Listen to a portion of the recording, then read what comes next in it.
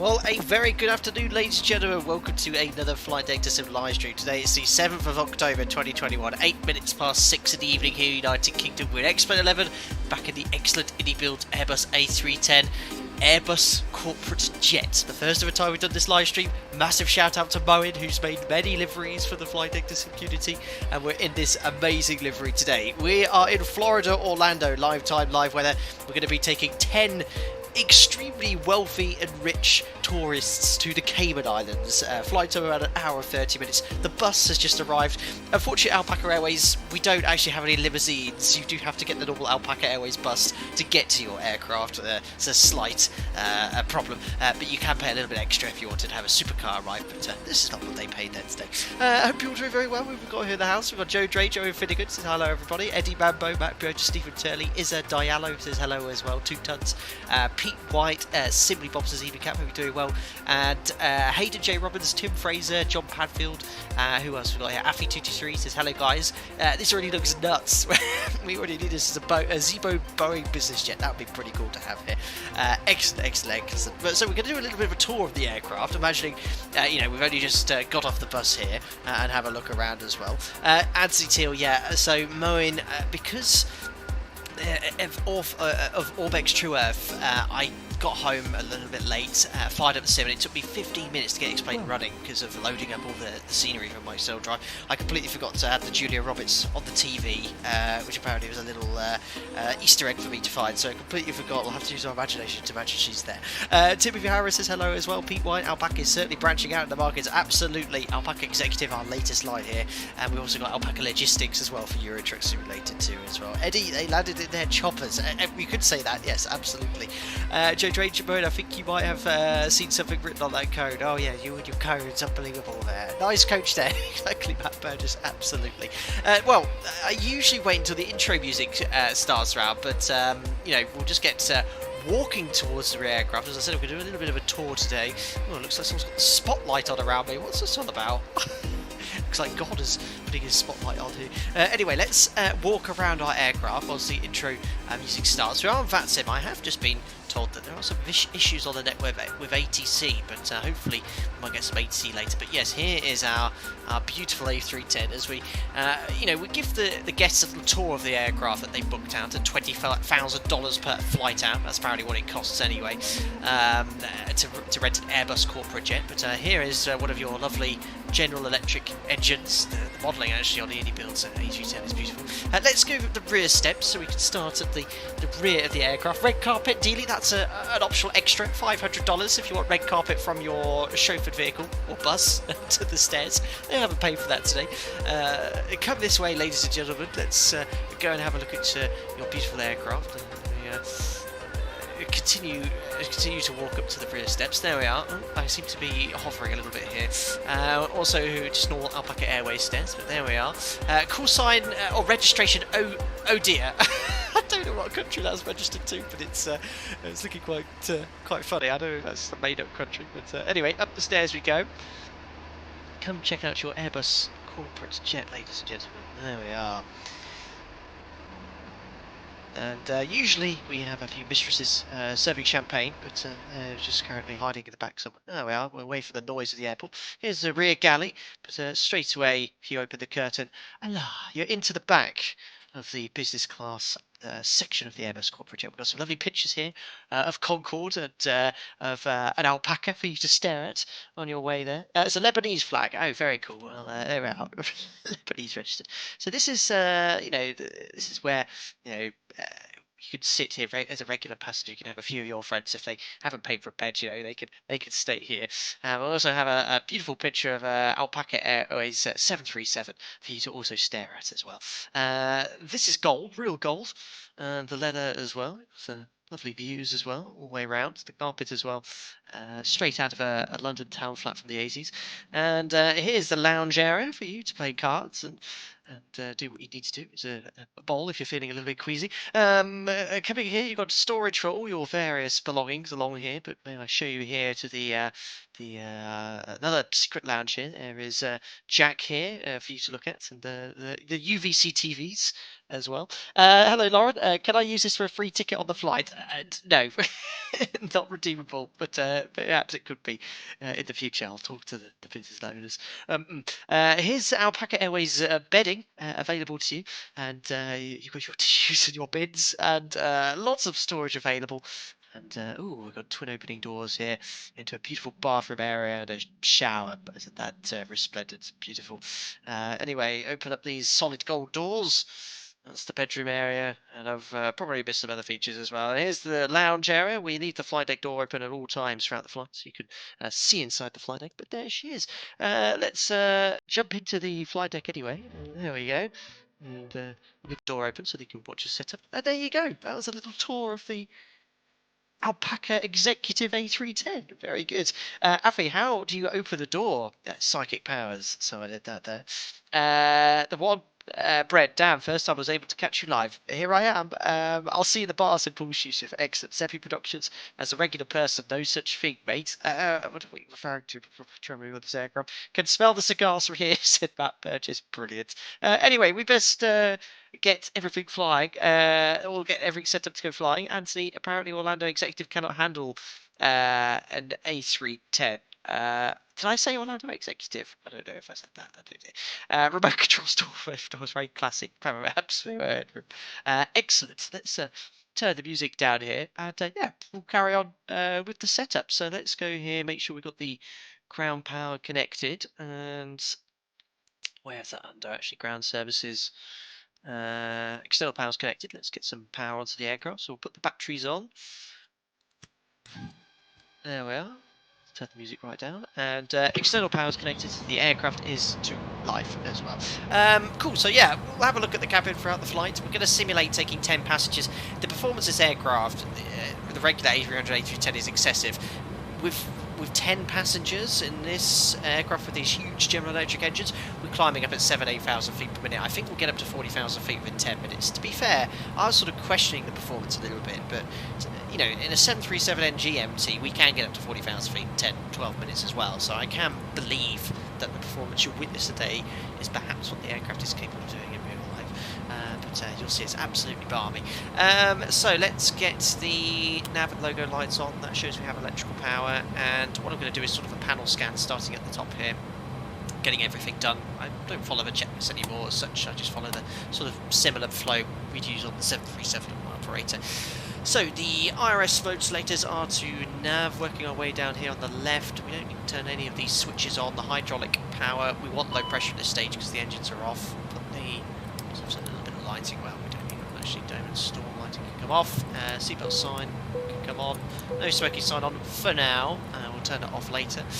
Electrical power and indications are all normal. There's no lights illuminated here. We leave the generator and APU generators on. They automatically switch. It's an Airbus, does all those lovely things for you. Get some galley power as well. I think at this stage all I can do are the ATS switches. I think we have to wait until the IRS is aligned to turn the pitch trim and yaw damper switches to on. Pete White, this looks way out of my social standing. It oozes money. Yes, $20,000 an hour if you want to fly Alpaca Executive. Those switches are configured. I'm going to instantly refuel the aircraft shortly, so I will put all the fuel pumps on at this stage. In reality, I think you wait until fueling is complete, but the fueling is instantaneous with the iniBuilds aircraft. Engine start switches are off. What's the temperature here in Orlando? I think it's pretty hot. Probably get the APU up and running sooner rather than later. Orlando right now, yeah, 31 degrees, and it's been sat here in the sun as well, so yeah. Wouldn't want our passengers to be getting too hot here, so we'll get the APU up and running now. So APU start. Before you do that though, make sure you do an APU fire test. You should always do that before you start the APU. So got squib, loop B, APU fire, horn, and warning lights illuminated, and the ECAM message as well. There we are, fire test complete. We'll leave the cockpit door unlocked, low pressure supply switch on. In the A310 you turn the window and probe heat on at this stage. Pressurization system is set. We'll use the regular, we've got two pressurization systems. We'll use the first one there. Air conditioning and pressurization, we'll just turn that to cold slightly. So when we put the bleed on, It'll be nice and cool air, coming into the cabin. Arm the emergency exit lights. We'll do a annunciator light test. Everything looks illuminated. Excellent. Awesome. Overhead panel is all configured. We'll load up the FMC now. We can actually load in our Simbury flight plan, which I'll show you shortly. 2 tons. Bet these 10 passengers have a large gold deposit to make into the Caymans. Has that been factored? Take that into account, the weight. Cayman Islands is a bit of a tax haven, isn't it? I believe as well. Maybe that's why they're going. Astro 2, the A310, A300 are infamously overpowered. Camera for Mini confirmed climb rates of 6,000 feet per minute. 800 is more than possible. I can believe in Astro 2. I mean, the NG, this summer, since the COVID pandemic, we've often had loads less than 50 passengers, or even positioning an empty aircraft. Once you've got full climb thrust, easily between even 10 and 20,000 feet, we can do 4,000 or 5,000 feet per minute in the NG. So the fact that the aircraft's overpowered and the climb rates that you experience in this aircraft are probably very close to what the real aircraft would be as well. Excellent. So let's have a look here at SimBrief at our operational flight plan. Where are you? There we are. Refreshed it. Get your glasses on so you can see this as clearly as possible. I'll try my best to show you everything. So here are Alpaca 3-2 Charlie Juliet today. Course registration Oh Dear from Orlando International to Grand Cayman Islands. We're going to be doing an RNAV approach today as well. It's going to take us about an hour 30 minutes, way below our maximum takeoff weight, so 91.4. I'm going to take a little bit of extra fuel as well. Zero fuel weight of 81 tons. Going to go straight up to flight level 400. And I don't know this area very well geographically, but there we go. Florida, Key West, Havana, east of Havana, the Cayman Islands, Georgetown, Owen Roberts International Airport, which I do remember. So the beauty of the iniBuilds A310, it gives you the ability to load in your SimBrief flight plan without having to type it. So let's go. I think let's do a little bit of lighting up here as well. There we go. A little bit of that. A little bit of that. Parking brake's annoyingly in the way, but if we go here to menu, and that's CPDLC, hopefully we won't be able to use that today. No, I'll request company route. It's got my SimBrief username there, Flydate Sim, so all I have to do is press that. And I think I need to align the INS first. If we go to init, there we are. I've put all the information in. I'll select align IRS, and as soon as the IRS is completed, it should know us. Should know our position. How do I get to that clear button? Oh, that's really annoying. There we are. Company rep link done. So there we are. Orlando to Georgetown. Alternate routing I won't put in. Latitude, longitude, our present position. It's coming up cost the next 17. I think we're using 30 in here. I don't think there wasn't even an option to select it, but we'll leave it at 17. Flight level 400 for the cruise. Call signs in. Temperature, tropicals, heights, cruise wind in as well. So you'll already see there's all the flight plan information, which is pretty cool. Ben, if you're repositioning an empty aircraft with just the flight attendants on board, can you fly with the cockpit door open? Nope, we have to have it closed, but it's unlocked, so in the cruise they can have it open and come in, but during descent and climb it'll be closed.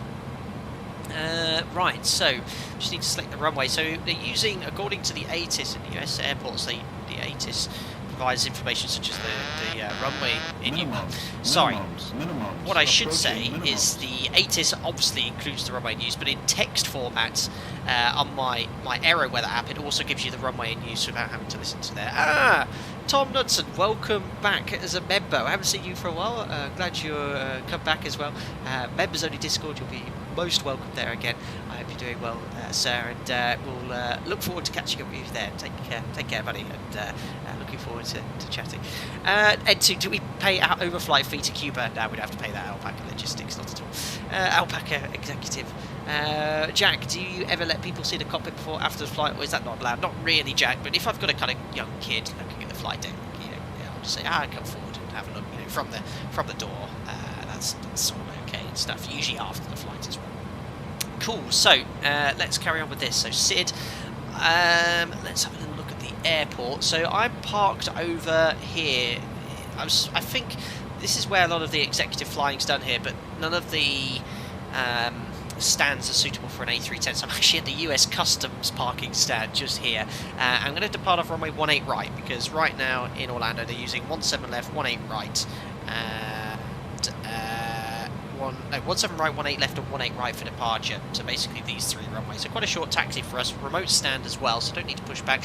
Taxi, I think it's a bit of a loop, and then we're going to go and join Alpha, and then depart from runway 18 right. So that's our taxi.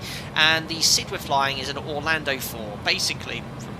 Thanks to Lauren and a few other members as well. I think it was 2 tons. They explained that a lot of the SIDs out of here, like they are in America, are just simply radar vectored SIDs. You just fly them in a straight line, and you then get vectored or direct to your first waypoint on your route. So I'm going to put 18 right. I don't know if Orlando 4 is here. It is.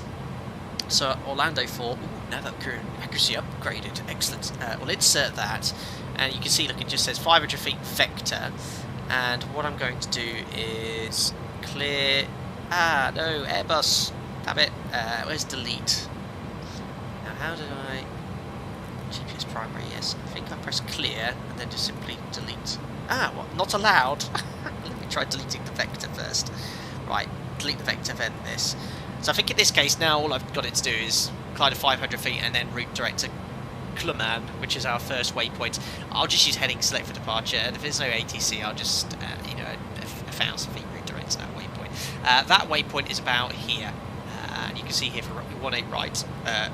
Climb on heading as assigned, vectors defiled assigned route. Top altitude is 5,000 feet, so I'll tell you what, I'll set 5,000 feet as our initial stop altitude. You can turn those on now, which will fire up the MCP, whatever it's called on Airbus. Let's preset 5,000 feet. There we go. Erin, many years ago I got a look in the cockpit as a kid. My first flight in a DC-10, definitely a while back. My goodness, I mean, you know, I'm in my early 30s now, and some of my earliest memories, I went to Atlanta as a kid, we had some family living there years ago, and that was on a 757. I remember in the cruise, which was in the 90s, going to the cockpit, which was pretty cool, very, very smart there. Jaden, I haven't seen the new James Bond film. I haven't. No, I wish to, and I will be doing it very soon, next few days there. Cool. Right. So we did the overhead panel. Let's set up the MCP here. So we put runway heading, which is 185 here. Twisty, twisty. There we go. 185, 5,000 feet, and we'll do the performance now. I think we set decision height to -5, which we can do both sides. Superb. Let's turn the light on the MCP. So let's have a look at fuel and performance here. So on the operational flight plan, this is the iniBuilds sim brief profile. So if you go to iniBuilds Discord, type in sim brief profile, they'll link it, and then it'll allow you to save the aircraft. I did a test sector yesterday, and I took this amount of fuel, and it was very close to what I got there, so it's pretty cool. Burns a little bit more fuel per hour than the 737, which not quite twice as much, about 60% more. 3.8 tons. Now I'm going to take an extra 30 minutes. That'll be 1,900 kilos on top of this figure. 10,604 comes to 12,700. So let's go for 12,700 for the fuel. Load sheet 12,700. And with the iniBuilds update, you sort of work the other way around now. So you actually use the sim brief profile to select how many passengers you want. So I said 10 passengers on the sim brief profile. Generated the flight plan, and that gave me a zero fuel weight of 81 tons. That is just the 10 people we have on board the aircraft. So select here 81.0. There we are. So let's load that. So you can see the aircraft jumping around as that's loaded. We'll make a note of the CG, which I'll need to enter into the FMC shortly. And that's all good. We'll send that data to the flight management computer. Thanks for subscribing, Ryan Rocker. Welcome here. 2 tons, no ATC yet at Orlando. No, I didn't ask or organise any. Sometimes they come here along there as well, but the time, I guess, isn't that great. What is it now? 1:30 in Florida, I think, afternoon. Not the best time. Perfect. And it's Erin, first time in the stream, by the way. Glad to be here. Thank you very much. Welcome. Right, so let's tell the FMC where we are, which is Orlando International, Kilo Mike Charlie Oscar, departing off runway 18 right. So let's go back here to the charts, there we go, and we can actually grab the weather from Active Sky, so press ATIS request, it'll get the ATIS for us, and go from there. Getting ATIS, reading ATIS, and 50. 40, inserting ATIS, 30, there we go, it's 20, in. 10. Retro Flyer, thank you very much for your $5, sir. That's very kind of you, sir. Here we go. Hello Captain, flying the fat whale again I see. Great content on your gram by the way. My father has a fear of flying. Do you have any tips? Yee-yaw. Yee-yaw. Well, firstly, thank you again for the donation, Retrofly. Donated in the past before. That's very kind of you. Yes, the A310 does look like a little bit of a... oh yeah, so much for putting the APU on and the APU bleed. Yeah, a little bit of a bulbous aircraft, isn't it? I just completely forgot, look. We talked about getting nice conditioned air into the cabin and keeping our $20,000 per hour paid passengers happy and cool. We forgot to put the AP bleed on. Yes, your father has a fear of flying. Do you have any tips? There's plenty of advice online. You can reassure him that aviation is the safest form of transport in the world. You know, nervous passengers, it's completely normal to feel nervous because of the usual experience when it bumps up and down, the wings shake a lot, sounds scary, but it's completely safe, very regulated. We are trained to deal with pretty much all the most improbable scenarios which could possibly never happen, and even then there's a lot of redundancy built in the aircraft, so he has nothing to fear, and I hope he breaks that fear and goes flying. And thanks, I hope you guys are all enjoying some of the little clips I do on the Instagram over at Flight Deck to Sim as well. I always try and post things there where I can. But 1-star review on Yelp, thanks everyone, unbelievable. Right, nice cool conditioned air coming into the cabin. Let's finish the performance. So unfortunately no ATC at the moment, but we've got the wind, which is calm here at the moment, so that is correct. It's literally 0 knots, 33 degrees. QNH is 1016, which I can preset now here. 1016, and I've got it set so all the altimeters update, and I'm going to turn up lighting here as well. There we are. Takeoff weight 93.3 from the extra weight dry, anti-ice off. Going to try the 15.0 configuration, air conditioning on, and flex departure. So let's compute that to see what the performance calculator says. Actually, elevators are safe in aviation, really? No, actually, to be fair. There we are. We've reduced performance, I think, as much as we possibly can. Flex 59 degrees. Takeoff trim 14 units down as well. So we can send that data to the flight management computer, so that should be done. We can preset V2, which is 170 knots, so receives takeoff company data. So there's our speeds. We just need to set 170 knots here. Preset, and then I'm going to put 250, which is going to be our clean, well, eventually be our clean speed. Superb. There we are. And trim 1.4 units down. It's not like the modern Airbus. You can set this here with the engines not running. I remember, who remembers that stream when I was in the A320 and I couldn't work out how to get the trim because you have to have the engines running to get the trim set. And flex 59 degrees Celsius. Flex 59.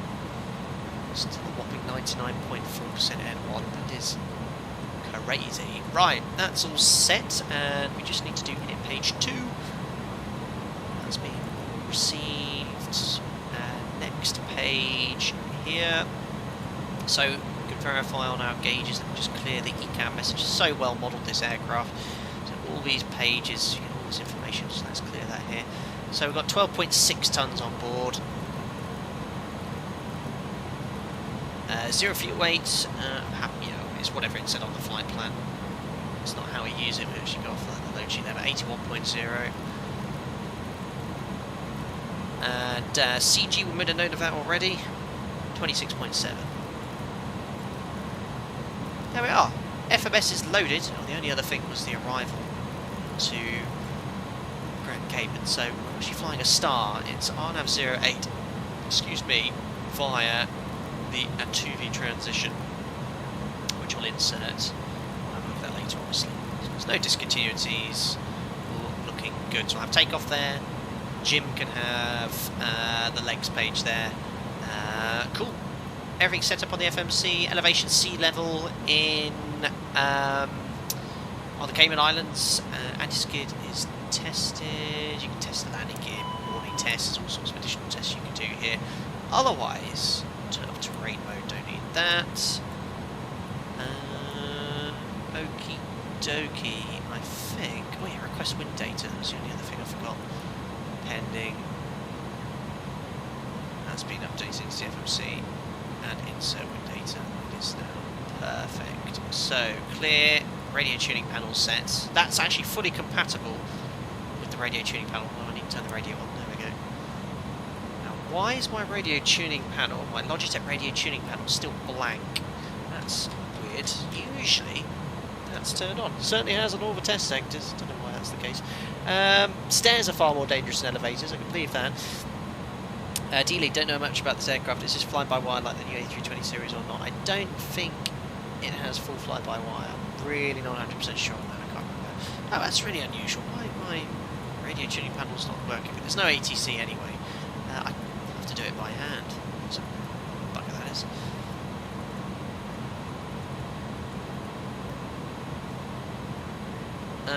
I'm just going to try and plug my radio tuning panel in and out again because I do really need to have that. I'm just going to try and remember which USB it is. Turn the ball off and on. No, radio tuning panel is dead, unfortunately. Just make sure my rudders are working. And yeah, okay, all good. Perfect. That's set. That's one for the bigger kind. What's that? Not sure. Sometimes I have to turn the middle knob. It's completely dead. That's really unusual. I tried it yesterday and it was working completely fine on the test sector.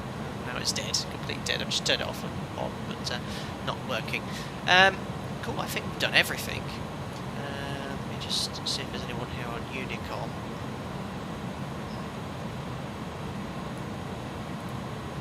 Just opening the volume mixer here because it's turned down. There we go. I'm just going to bring up the checklist here to 50, 40, before 30, starting after snow. 20, That's it here. 10.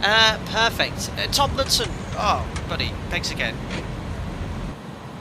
Sorry to say that the Discord link have been chewed up by an hungry alpaca. Any chance you can send me a new one? Yes, what I'll do, Tom, as soon as the stream's over, I'll refresh the server so that will resync any members' accounts there as soon as it's done manually. It does it automatically every, I think it's every 30 minutes anyway, so it should after 30 minutes work after that, but if that doesn't work, I'll get in contact with you afterwards and we'll get it sorted. That's very kind of you. You need to donate to ask that question. I appreciate it anyway, thank you. Oh, it worked fine for the test sector, closing on the bingo already. Very good. Moen, before you lose the GPU, can we have a look at the cone? That's done. Where are the cones? It's so loud back here. Do I have to turn something on? Let me know. I go my before we head off. Oh, there is the cone. Right, is that just for Joe? I'm not sure. I don't know if that's there or if it says anything. Oh, no, just say something. Hold on. Hello, my name is Joe. That's an in-house members joke, that is. Code Bad Joe. Unbelievable. Right, back in here, let's do some work. Unbelievable. Right, we'll just advise Unicom that we're starting to get engines on the US Customs apron here. Unbelievable.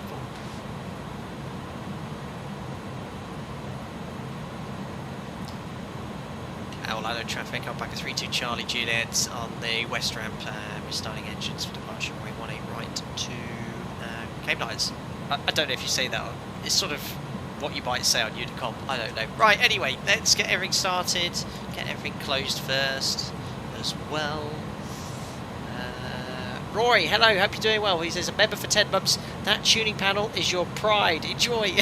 If it's working, Rory, thank you very much for your highlighted comments. I must remind everyone, YouTube didn't tell me or any of the members, but if you are a member, you do get one highlighted comment per month. So make sure you utilise that as well to get your comment highlighted. I can read it out easily there. Excellent. Let's get rid of everything here. So just need to trip the external power. There we are. So that's already put it over to APU.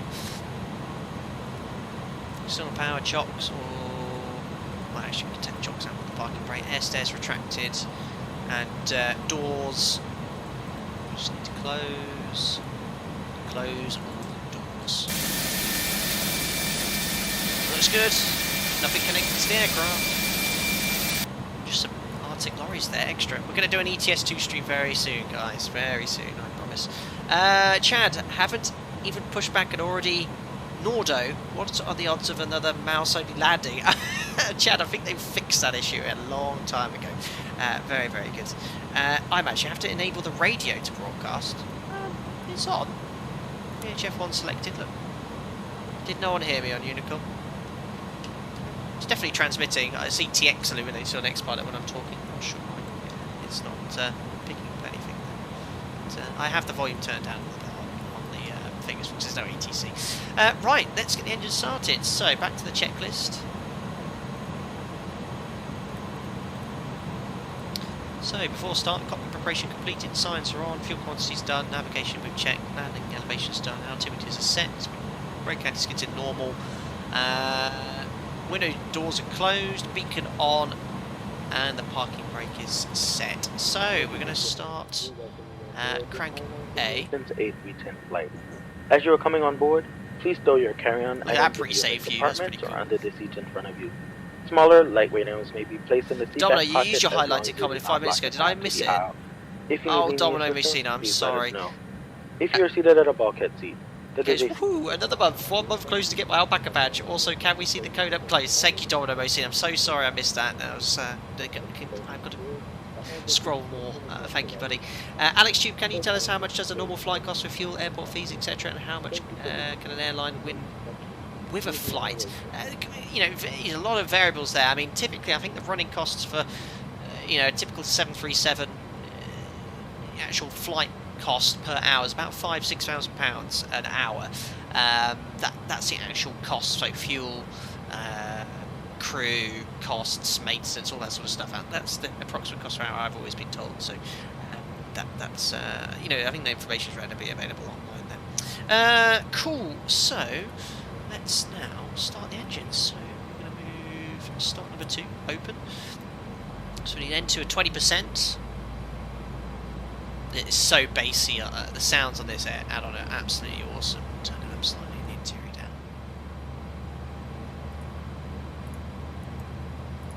18, 19, 20%. Get some fuel in. Let's jump outside.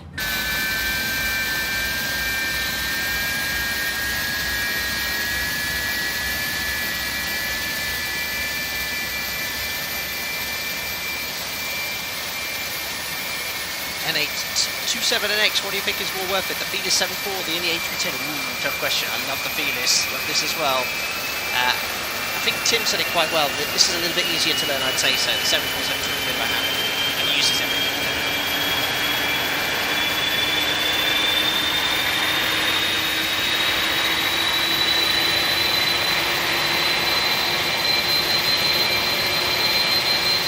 There you go, the $20,000 per hour has started for our passengers. Right, let's start now engine number 1.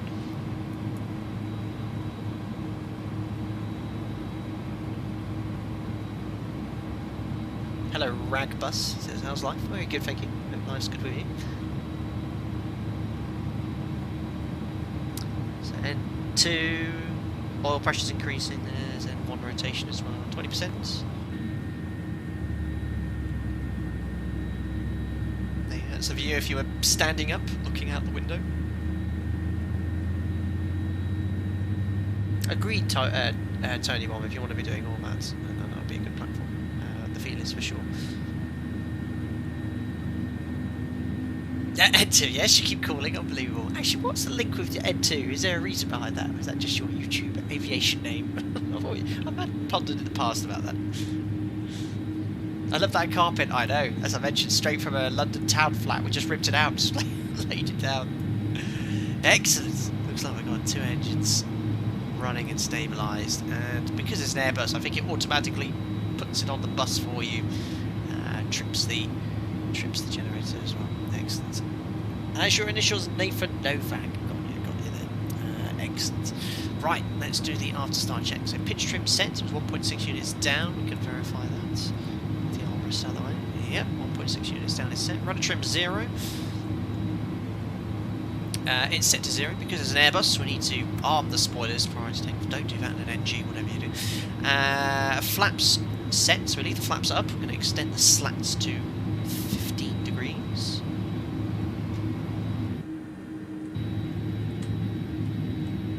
You can see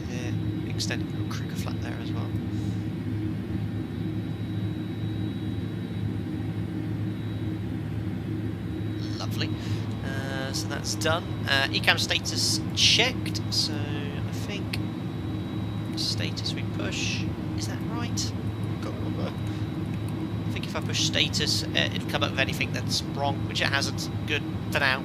Engine anti-ice not required, hand signals received, and then we've just got the before takeoff checklist, which we can do whilst taxiing out. So let's just advise Orlando traffic that we are taxiing through 118 right.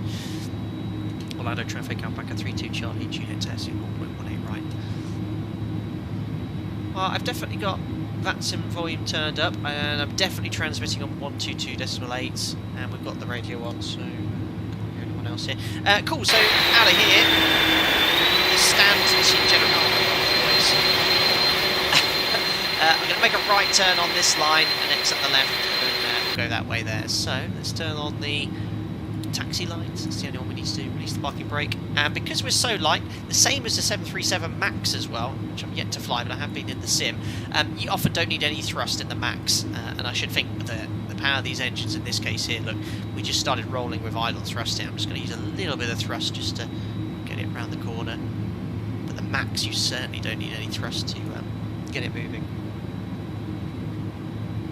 Have you clicked the volume knob up? Yeah, pretty. It's turned up. It's on full, and I can't see anyone on X-Pilot. On the RX is not lit up once. I had that all open in front of me, so I can't see anyone talking.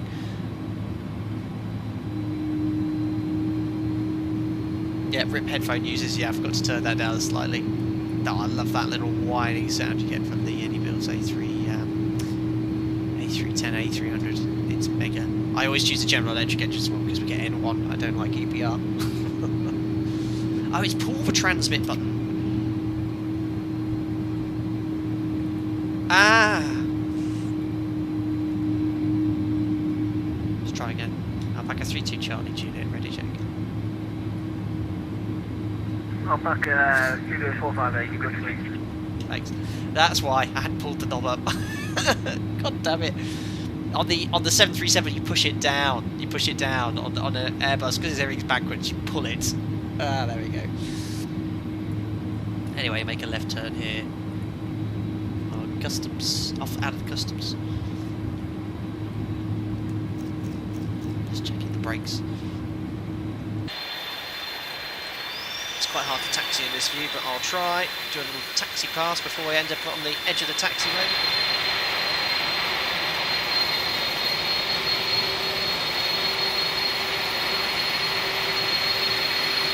What a machine! Yeah,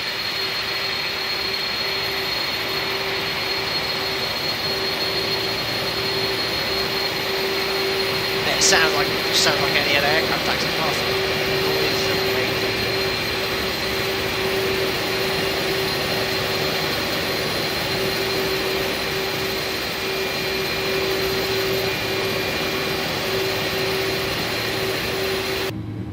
Right, better get on the taxi line. We'll do a bit of a... Well, let's do two checklists. Going to do my operators before takeoff checklist, so it sort of checks everything that I'm happy with. We'll also do the iniBuilds before takeoff checklist. So flight controls we need to check first. So let's bring up the flight controls ecam page. Now we can bring that up here. Oh, goodness me. So, unfortunately, because the twist function on my rudder isn't working, I have to use the rudder left-right, so it might just turn a little bit there, but there we go, we can see it's turning. Let's check the ailerons, so full left, and full right, and now the elevators, full up, and full down. So now the flight controls have been checked, briefing's confirmed, slats and flaps we have 15.0 set, and performance is checked, takeoff config, so just like in the 737 you just advance the thrust levers fully forward and then immediately back, and if there's any takeoff config warning that means something is incorrectly configured for departure, so there we go. That automatically brings up the engine ecam, but no takeoff config warning how it has sounded, and that's it. Transponder we can set as well, that's actually still on off, there's no ATC to have confirmed, we're squawking 2000 at the moment. I'll put it to TAR rate, as will be shortly entering the runway. There we are, so ATC, TCAS on TAR rate. So, that's the before takeoff checklist complete. And And now I'm just going to do my own before takeoff checklist, which I use with my operator, and that makes me, check that everything is correctly configured. Has all the important stuff there. So, config we checked, flaps we have slats at 15 and up, and stab trim set for departure 1.6 units down. So we're going to do a before takeoff sort of briefing now. So the air conditioning packs and bleeds all on here. APU bleed I forgot to turn off. There we are. So even doing my little operator's flow here, we check the air conditioning pressurization panel by turning the APU bleed off as well, and look, I didn't turn the ignition system off as well. There you go. That's why it's so important to have these flows and checklists, and the APU's still running. Oh my goodness me. So that's all done. So packs on the bleeds now good, auto, and pressurization system's all set. Departure's going to be in Orlando 4, runway heading 1,000 feet, we'll go direct to our first waypoint, climb to 5,000 feet, and we'll accelerate at around 1,000 feet as well. But it's such a busy takeoff, it's going to be going crazy here. But we'll try and follow NADP2, and any problems we'll maintain runway heading, climb to 3,000. That's it. I think we're all good to go. Have I forgotten anything else major? I'm sure you guys will advise me. Or not. I'm pretty happy we've got it all set now. All the lights are on, strobes as well. Let's go down here, turn the weather radar on. Tilt up to +5. And we'll just make sure no one's lining up. On final. So clear to the left, and clear to the right. Thanks, Jim. Alpaca 3-2 Charlie, take off for a moment. Perfect. Alpaca 125 airborne from 1 left, runway heading. There he is, that's, I can't remember his call Simon, that's all, take off from runway 18 left in the 7.5, I think that looks like.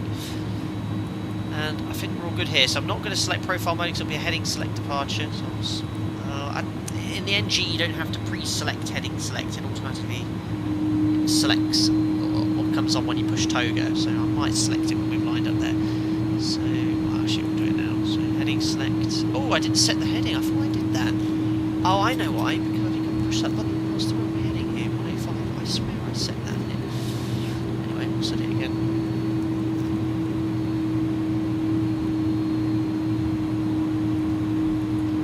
So MCP set, transponders TARA, strobe lights are on, management clear takeoff. There we are, check's complete. Well, I think we've done everything we need to do, guys. You can get your togas in chat. I'll start the timer. Line up a little bit left of centre line, but we can fix that during the takeoff roll. Right, there we are. And run timing. Let's get out of here.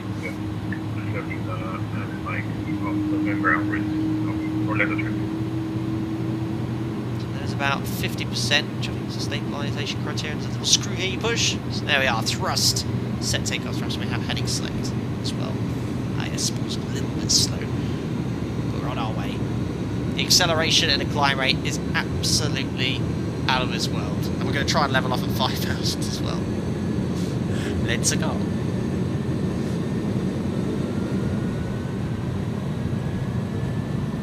Yeah, look for 99.4. Take our thrust sets, indications normal. There's 100 knots already. V1's 165 knots.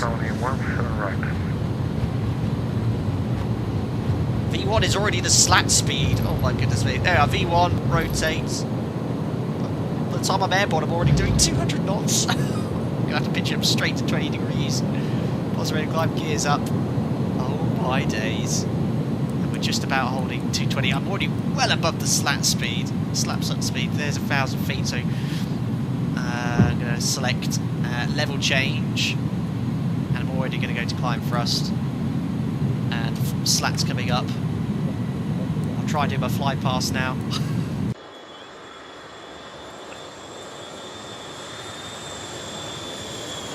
Absolutely balmy. We're out of here. There's 250. Oh my days. Right. It's already gone to out plus. That means it's out acquire. So there's the command going in. So it's already levelling off at 5,000 feet. Absolutely crazy. One to go. select. I won't actually. It's just like the 737 once you're in outer quiet. The only way I think to get out of it is to cycle the level. That's exactly like the 737. So the vertical speed, 1,000 feet per minute. Pull. Oh, I think it's levelling off already. There's not much I can do. Right. Anyway, there we are. Just going to level over 5,000 feet for a short while, as per the SID. We'll do the after takeoff checklist. So, slats and flaps are retracted. Landing gear can go to off. Packs are already on. Altimeters are set to the local inches of mercury setting, and just check the air conditioning and pressurization. So you can see it's already started to pressurize. Diff pressure slightly above zero. That's all set. There we are. After takeoff check is complete, and on this Orlando 5 SID, it's just maintain heading until you get en route clearance. So imagine we've been given direct to Cayman. Speed limit exceeded, no doubt.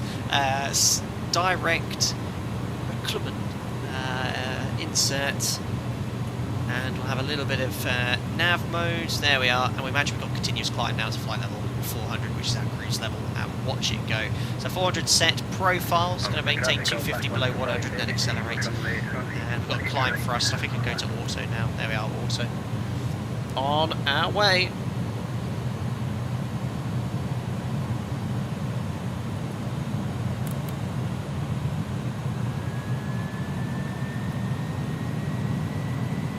There we are, 4,000 feet per minute, 5,000 feet per minute, 6,000 feet per minute, and no doubt in excess of that. And I believe it, I honestly can believe it. I know a lot of people say, oh, that's not very realistic. If an NG, which is not as overpowered as this aircraft, could do 5,000 feet per minute empty, which is what we pretty much are now, I can believe that this can climb at 7,000 to 8,000 feet per minute, no problem. Anyway, it's not doing a great job maintaining 250 knots. You can see the blue line is the target speed. It seems to be holding about 270 in profile mode. It's just too powerful. We're going though. It's not that high in altitude actually. 10, 12, 12 degrees there. All good, all good. 2 tons best cloud mod, I know. And you know my system specs now. My FPS is 40. I've got these clouds. This aircraft's very FPS friendly. Over Olbec's True Earth, and it's very smooth right now, very smooth. Right, anyway, passing 113 for flight level 400, the aircraft's now accelerating to its equal climb speed, 308 knots. We can now do some pre-cruise checks, so fuel, all the pumps are on. Where is it that indicates how much fuel we have? 11.6 on board. We'll do lots of fuel checks en route as well. And I think one of these pages, it tells you how much you're going to arrive at your destination with. Estimated fuel on board 7 tons on arrival. Perfect. That's all good. Lights. We can turn off the turn-off lights. Retrim these. Turn off the light there as well. Pressurization system. Diff pressure slowly climbing, and that will increase up to a set limit, and then the cabin rate to climb will increase as well. Only going 300 feet per minute on there. And that's all looking good. Let's check the status. No problems. There we are. Pre-cruise check's complete. Flyby, says Scott Irvine. You've got it, sir. Let me turn the noise up slightly for you. Here we go.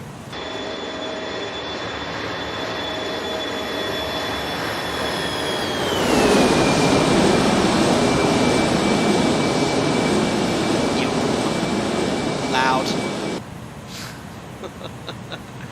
There we are, yeah. Climbs like Saturn V. We've been airborne now. Bear in mind, we levelled off at 5,000 feet for a minute. For 5 minutes. We're approaching 20,000 feet. Thomas Kent, did you get a sponsorship to become a pilot? No, I had to self-fund. It was paid off by a flight training loan, which was secured on my mum's, my mother's house, my stepmother's house, which I paid off after 6 years of being a professional pilot.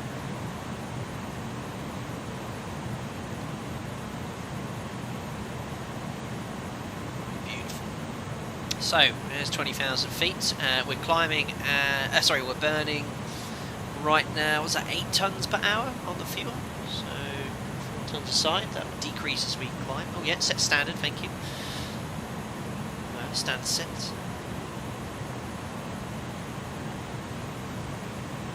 Oh, I actually retracted the lights. Just testing you there, plainly. Well spotted, well spotted. Here we are, the cabin. We've already started our gourmet service. We've got crab and lobster today, and foie gras. I don't know. They're already so happy, these Florida businessmen, in the back of their Alpaca Executive jet.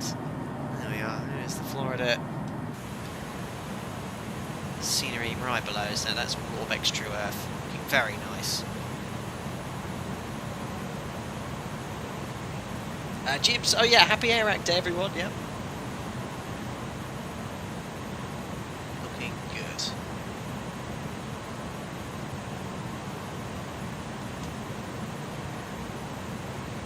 Caviar? It says John Banfield, yes. Very expensive, isn't it?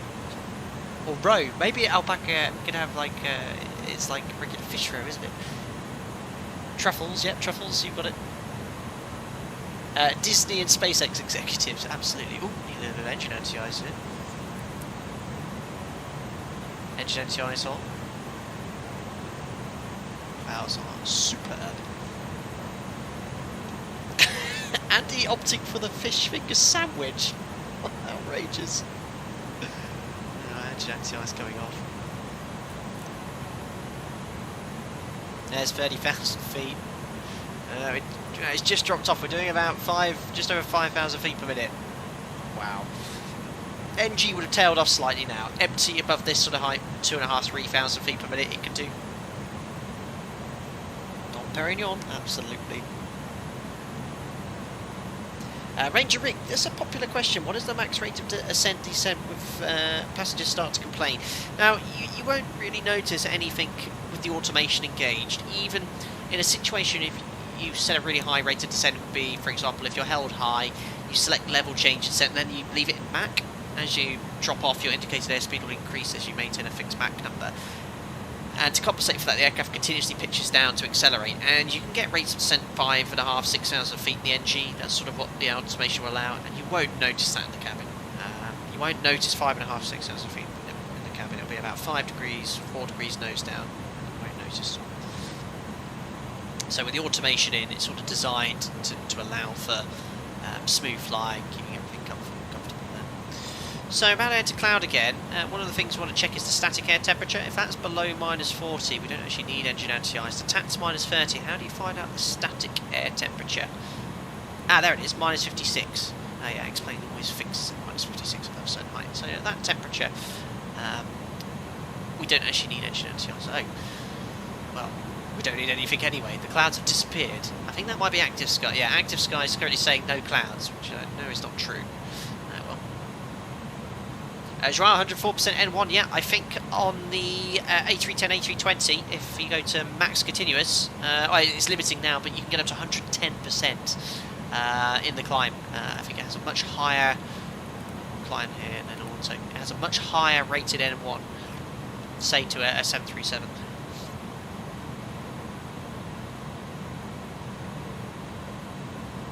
Yeah, active sky is bucketed off the clouds. Yeah, it's active sky. It does. I'm looking at it now. It says there's no clouds. It does that sometimes. It's not actually the cloud plugin. Oh, one to go. So let's now select vertical speed. Close that down to 1,000 feet per minute. As you can see now, we're only doing about 2,000 feet per minute.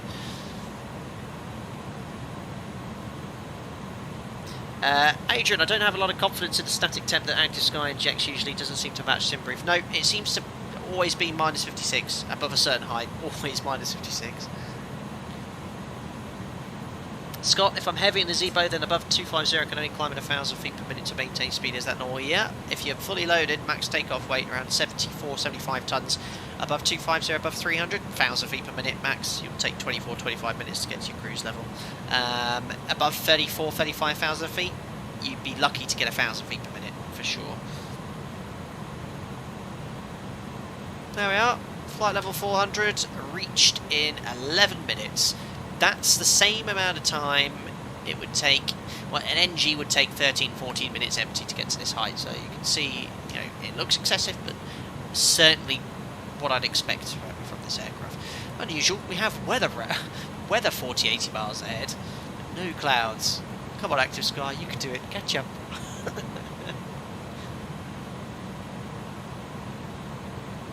There we go. And we should be getting into Grand Cayman at 8:20, so an hour and 20 minutes from now. Superb.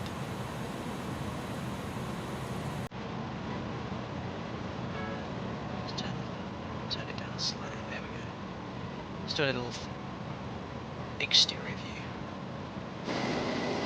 Loud still. There we go.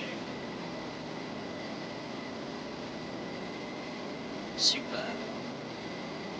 Planning, what's the max cruise level of the 310? 410, same as the NG, I think. It certainly suggests that in the FMC is the optimal altitude when you're light.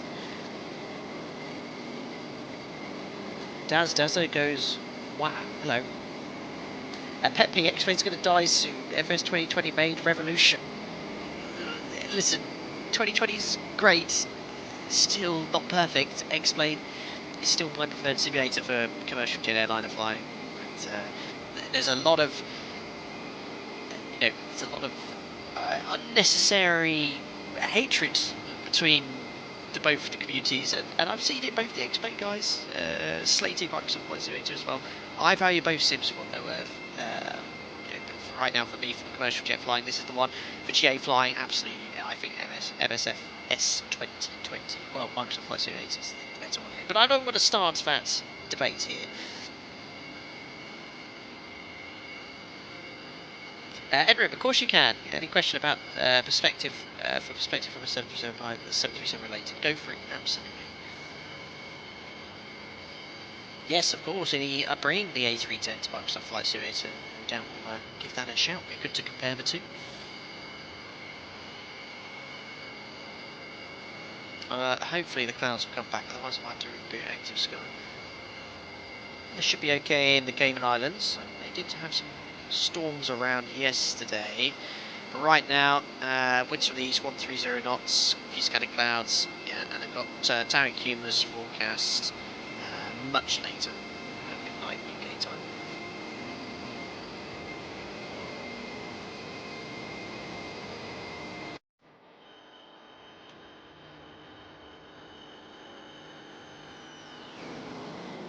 Super. Lovely performance, very smooth in Sim today. Enrim, with respect to the Max situation, how comfortable would you feel flying well? The way all that happened, does it sit well with me? Yes, Enrim, that's a commonly asked question. I am 100% confident that the Max now is completely safe to fly. I mean, when I say completely, just as safe as other commercial jets out there. The MCAS system, obviously prior to the two Max crashes, was not fit for purpose. It wasn't designed properly, and in the situation, certainly the last one, the aircraft was unrecoverable. They actually put the Snapdragon canal switches cut out, put it back in. The MCAS still jammed the stabilizer fully nosed out. So yeah, it has been fixed, it's been rectified. I've done the Max conversion training back in March, but I do need to refresh everything until I get the opportunity to fly it again. My operator does have the Max on order.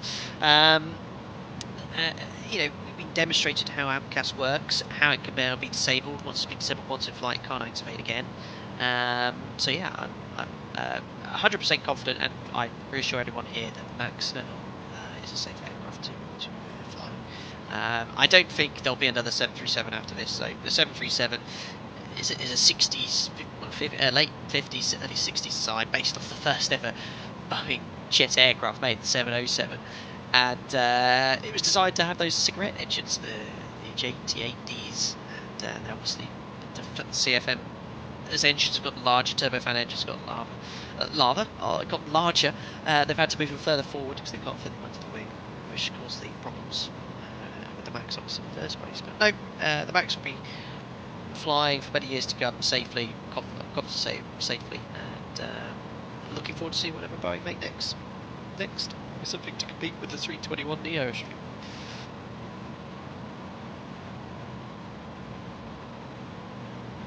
Superb. Lol, hello clouds. Yes, they have now reappeared.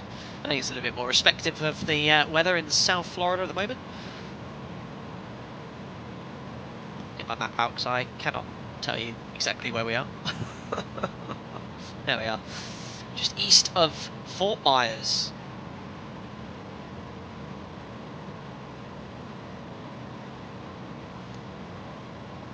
Perfect.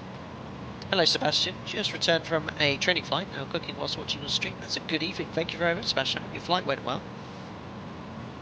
No, absolutely, Enrim, and you know, it's very respectful for you to you know, ask first. You know, can I ask that sort of questions? You know, you guys will know that I'm pretty open. I mean, the only things I can't discuss are things in relation to my operator, which is a personal choice of mine as well. But that's very kind of you to you know, check first. I appreciate that. Thomas, do you have to convert to the max in any way, shape or form? No, it's the same type rating, so I've just added the max to the existing NG type rating. My operator involved the sim session, which we did back in March, and we have separate manuals and documentation. We have a conversion documentation to study too.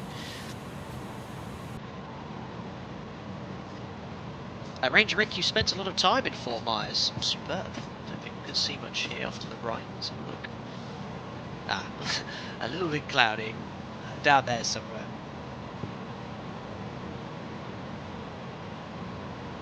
I didn't know Joe had the max. That was cheeky dealing.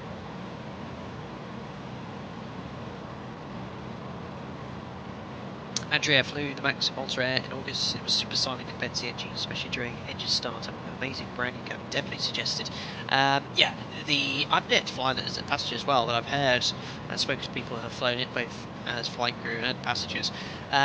The experience on board is significantly better, much quieter in the cabin. The engine's a lot quieter. The NG, the CFM is very. It vibrates a lot, especially with thrust changes, with the automation. When it goes to idle, you get this sort of this resonation. Apparently, you don't get that at all with the leads, so that's pretty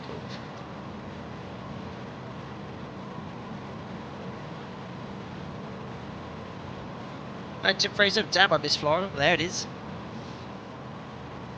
It's been a while since we've flown over Florida or in Florida.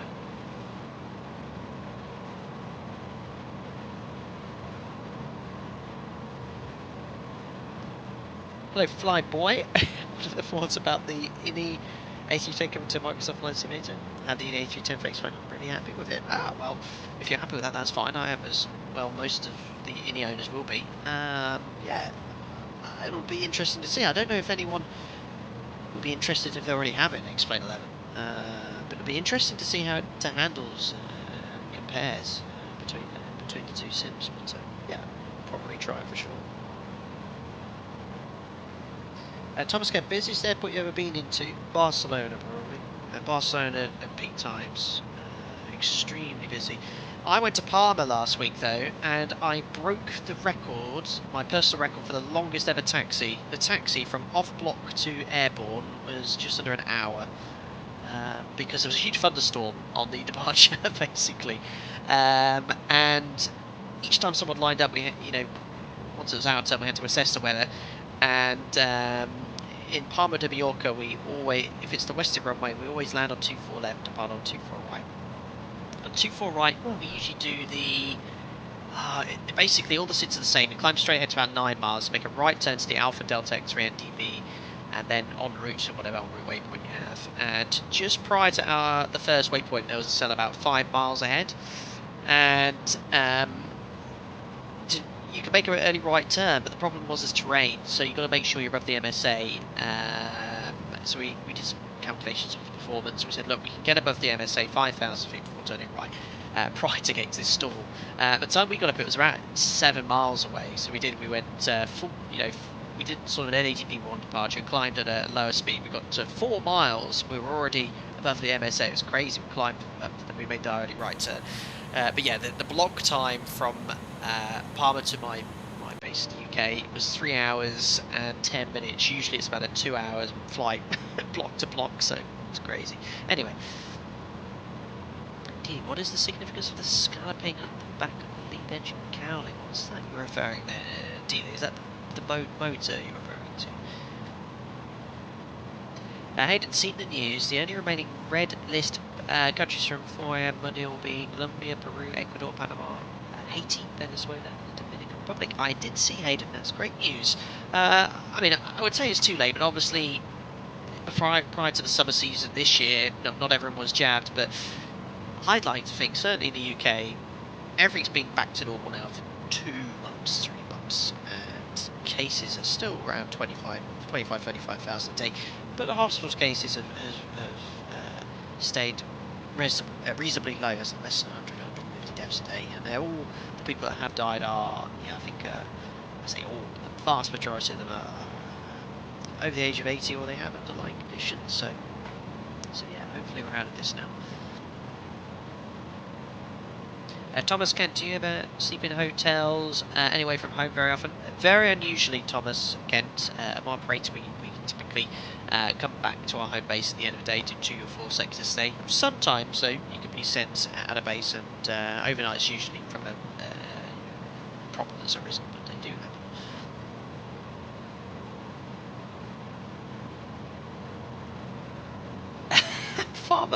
Farmer Beauvais, excuse me sir, there seems to be alpaca hair at my soup. Uh-oh. I tell you what, we'll knock off $1,000 per hour. So it's just 19,000. Zipping Productions, I must be watching Mental Pilot. I have heard of Mental Pilot, but I don't tend to watch any of his videos. But I can recommend them to anyone that's interested in aviation. Ranger Rick, do you have any experience in the RJ145? I don't.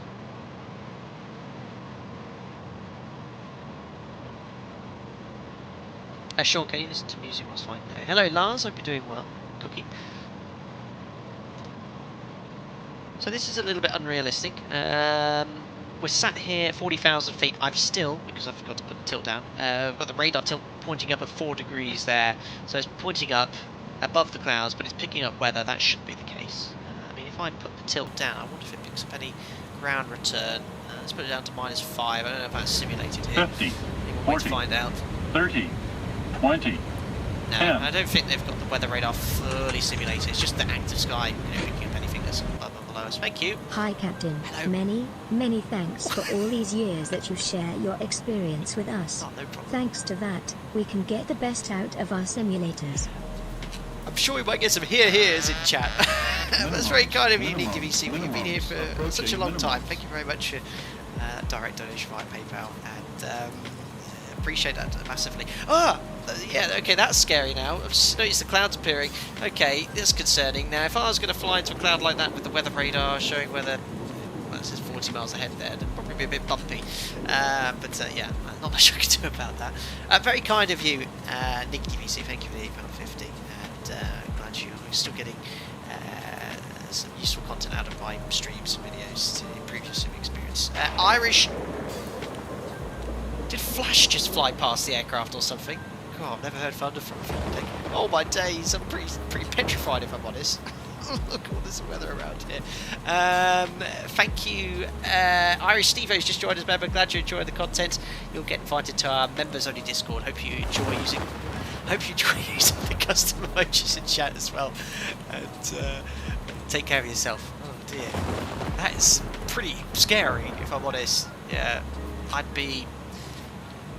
would not like to be flying in clouds like this in reality, but they did just appear out of nowhere.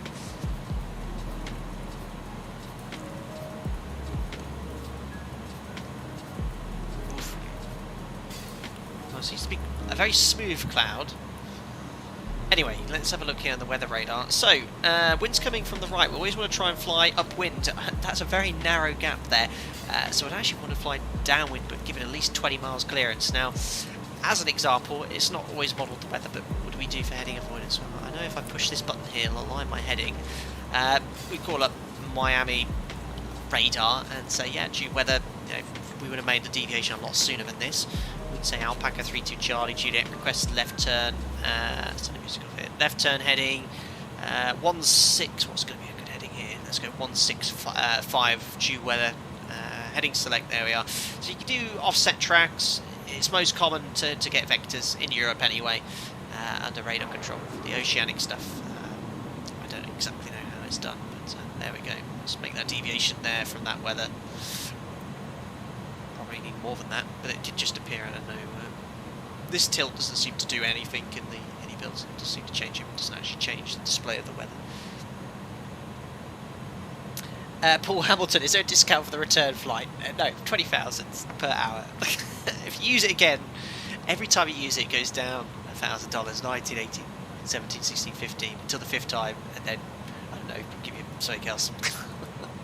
Anyway, that deviation is still very close. I'd probably do another 15 degrees to the left here. But would have done that 80 miles away, not 20. Let's play the game.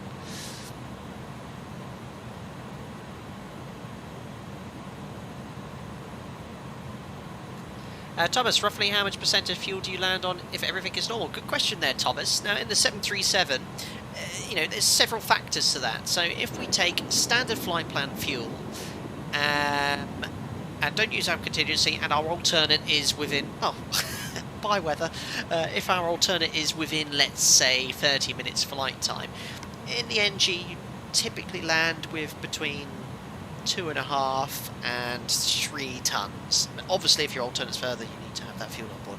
I'd say typically, if you've got an alternate close by, 2.5 to 3 tons is what you'd land with.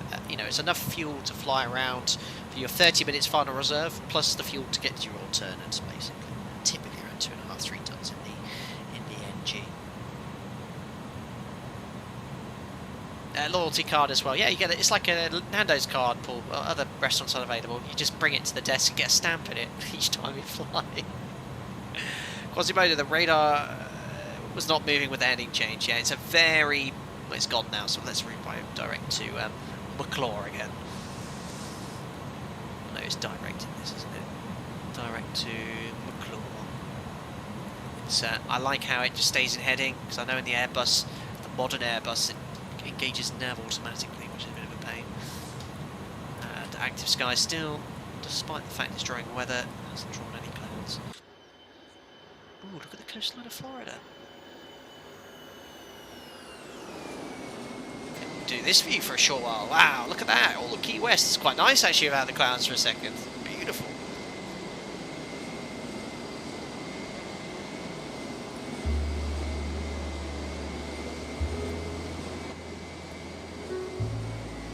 Superb. Thomas, are you going to fly the PMDG 737 Microsoft Flight Simulator? Yes, sir.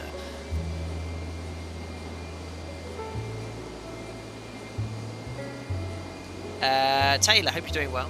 Was watching another popular aviation YouTuber last night, we can't say his name, who was reviewing what to say about Charlie Bravos to ATC CBs. Oh, cool. Is that Orbex? Yeah, that's Orbex True Earth you're seeing.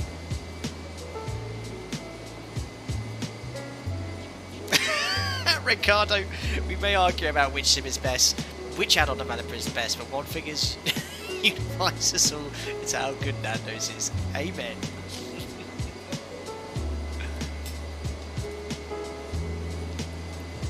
Quick before the clouds come back. It's Key West.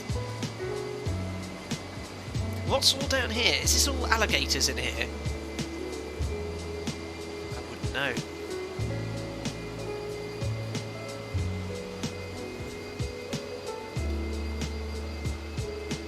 Thank you, Thomas. Well, I look to welcome you back soon. Ranger Rick, can you make those minor flight plan changes around weather on your own? Or do you have to get ATC approval? You need to ask ATC, and 99.99% of the time they'll approve that. However, if they can't approve it, and you need to avoid the weather, you need to avoid the weather. You can't go for a thunderstorm or CP. In extremely rare situations, if there's a significant line of CBs or thunderstorms or weather, you even have to consider doing a 180 degree turn. It's very rare that's the case, but it happened a few years ago in Madrid. There was significant thunderstorm activity, caused a lot of disruption in Spain. A lot of aircraft simply had to turn around and go back. A lot of YouTube creators use this song. Yeah, this is part of the royalty-free music playlist. This is one from YouTube, I think. It's quite cool.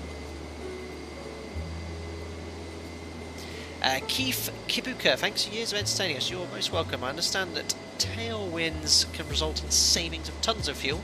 Can do airlines plan for flying when tailwinds are predicted in the cruise? Excellent question, Keith, and yes, they do. I say airlines, the flight planning department, or the flight planning system Lido we use at my operator, will take into account any strong tailwinds and actually put you at a, let's say, a lower cruise level. It might be the fact that we're burning a little bit more fuel per hour, but because the tailwind's significantly stronger, our ground speed is quicker, so overall the entire sector we do save fuel. So yeah, it is sophisticated and clever enough to put you at a lower cruise level to utilise, let's say, a tailwind from a jet stream or something like that. We had it the other day, Faro. There was about 3 or 4 days ago, if you look at a weather chart, there was quite a significant jet stream Western Europe, sort of going from the UK, west of France, northwest of Spain, and we were going to Faro, and I think it was 2 hours. We were there. I'm trying to think now. Yeah, it was very slow on the way. 3 hours. No, very very quick on the way. 2 hours 20, and we were almost 3 hours on the way back. And on the way there, we sat in the jet streams at 360, and we could have easily got up to 400. But on the way back, we went to 400 to get out of the wind. So there you go.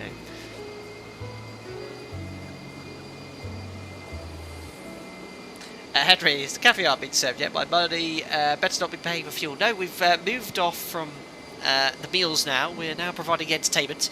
I'll let you guys use your imagination or suggestions for the onboard entertainment today for our $20,000 per hour flight. Superb. Welcome back, weather.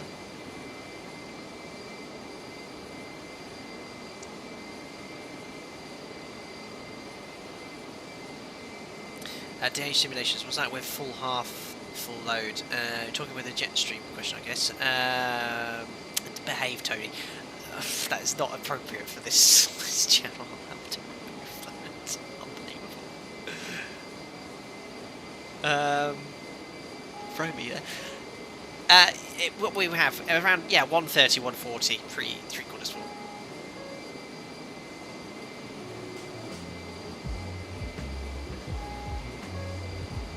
Astrid, do you sometimes ascend into a tailwind? Occasionally, yeah.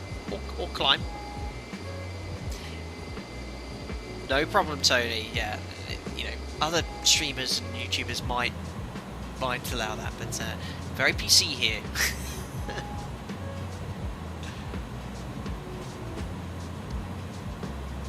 Hello, Slick Burrito. What mod are you using for clouds? These are the. Hold on. I've got you sorted now with Nightbot. I keep forgetting. Enhanced skyscapes. Why do I always want to say city skylines?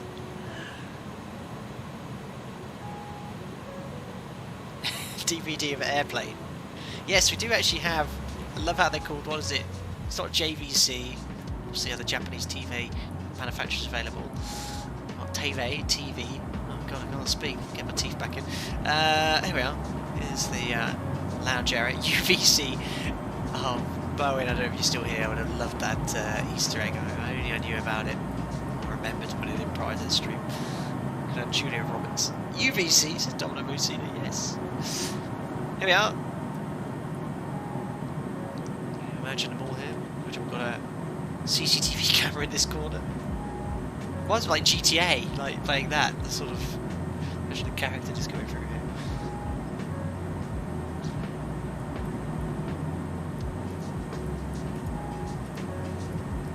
Ah, yes, the lavator. Oh no, it actually does say lavatory. I think it's just hidden right there. We can rename it to lavator though, so that's called it. Anyway, let's get back to the business centre here. How far away are we from the top of descent? Not far, we're in 160 miles. We better start setting up for our approach here. Thanks, bearded Canuck. City Skies, you need additional traffic mod for ATC. CRT TV, yes, I'm afraid so, Lauren. TH simulation on average, how many flights do you fly a week on how many days a week of 4 sectors? Again, it varies considerably. Some days you get more, some weeks you get more 4 sectors than others. I'd say typically on a block, which we do 4, 5, 6 flights, one of them will be a standby, one of them will be a 4 sector, the rest will be 2 sector. But it depends where you're based, and there's loads of factors. Sometimes you do more 4 sectors than others. Right, let's just double check the weather in Owen Roberts International. So yeah, it's still really nice. 13011, scatter 1800, 32 degrees, 1013. We'll start setting up for our RNAV approach. So we're going to actually. You have a. It's not called VNAV in an Airbus. It's a VNAV system. You can actually use profile mode to fly a non-precision approach, the same way you use VNAV path in a 737. The problem is in the A310. This is a real A310 problem. You have to have a level segment prior to flying an approach in profile mode. You can't do it onto a continuous descent. It says that in the iniBuilds manual. To fly non-precision approach in profile mode in the A310 or A300, you need to ensure you have a level segment prior to the approach. Now, that would have been fine, but if you actually have a look at the RNAV approach here into Owen Roberts International, so we're going to be flying. There's no arrival per se, there are stars, but the actual approach you're going to fly, because I'm looking on the flight radar and assessing it, this is the one they've been doing. It's RNAV GNSS 08 via a 2V, which is where a lot of the stars start. A 2V, Alona, Mobix, and Sasa. Now, as I was flying the A310, Lauren, flying FPA, yeah, this is the problem, I'll get to it. It says in the iniBuilds A300 that you need to have a level segment on an RNAV approach prior to the final approach fix. So you need to be level prior to final approach fix. And what you do, you set the flight path vector, angle in the FMC 3 degrees. And after the level segment, it'll start descending. The problem is the final approach fix here is very close to runway at 4.5 DME. And on the test sector I found, it worked perfectly. But because we're at 1500 feet, you need to be geared down flat 40 level here, and we're quite close. It just got a little bit high and went 4 whites, and by the time it sort of recaptured the profile, you know, I was below 800 feet, and I'd already disconnected. So, you know, there's two ways of doing it. You could either use profile mode, or I'm actually going to use vertical speed, and the reason I'm going to use vertical speed, if you look at the minima here, it's LNAV minima, there's not LNAV VNAV minima, so you don't actually need to use VNAV for this RNAV approach, or profile mode in this case.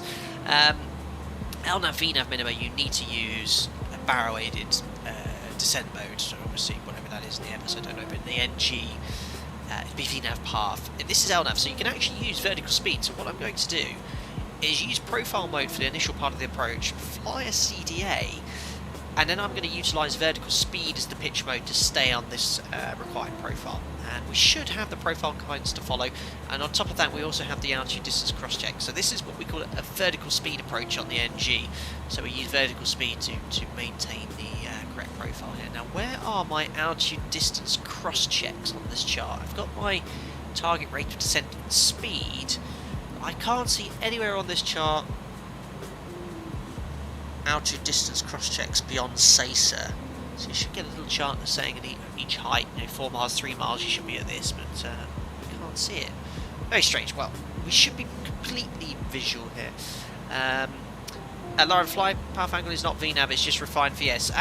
Well, you know, unfortunately, because the position of the final approach fix here is too close to the runway, and I use that FPA flight path angle here, 3 degrees after I put the MDA in here, and because of the level segment, because it was so close, it's exactly the same in the NG. When you pass the final approach fix level, it'll slightly get high as the automation adjusts to capture the profile. It's very unusual to have a FAF so close to the runway, and also to have a level segment, so it's sort of like with the NG, it balloons over the profile, gets high, and because we're so close to the runway, you end up having to disconnect. So I'll be using VS today. So based off what I've told you, we can now start setting up for the approach. I saw that 2 tons. Owen Roberts Tower being temporarily named to Julia Roberts, who arrival. Unbelievable. Look at this weather appearing again. Look, I can't really avoid weather that appears, and actually that track's again okay. We're just clear, but a little bit close. In reality, I've been requesting it after Alvec maintain heading, and then going to Uniform Charlie Lima. Well, I did download Ortho for for Cuba, but yeah, that's the way it is today. Anyway, here comes the storms again. Well, I've got the charts up. It's the only chart I need, and the airport chart as well.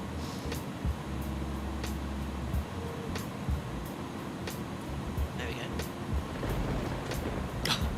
Yeah, I wouldn't want to be flying this close to CBs at all. In reality, that's way too close. Lovely.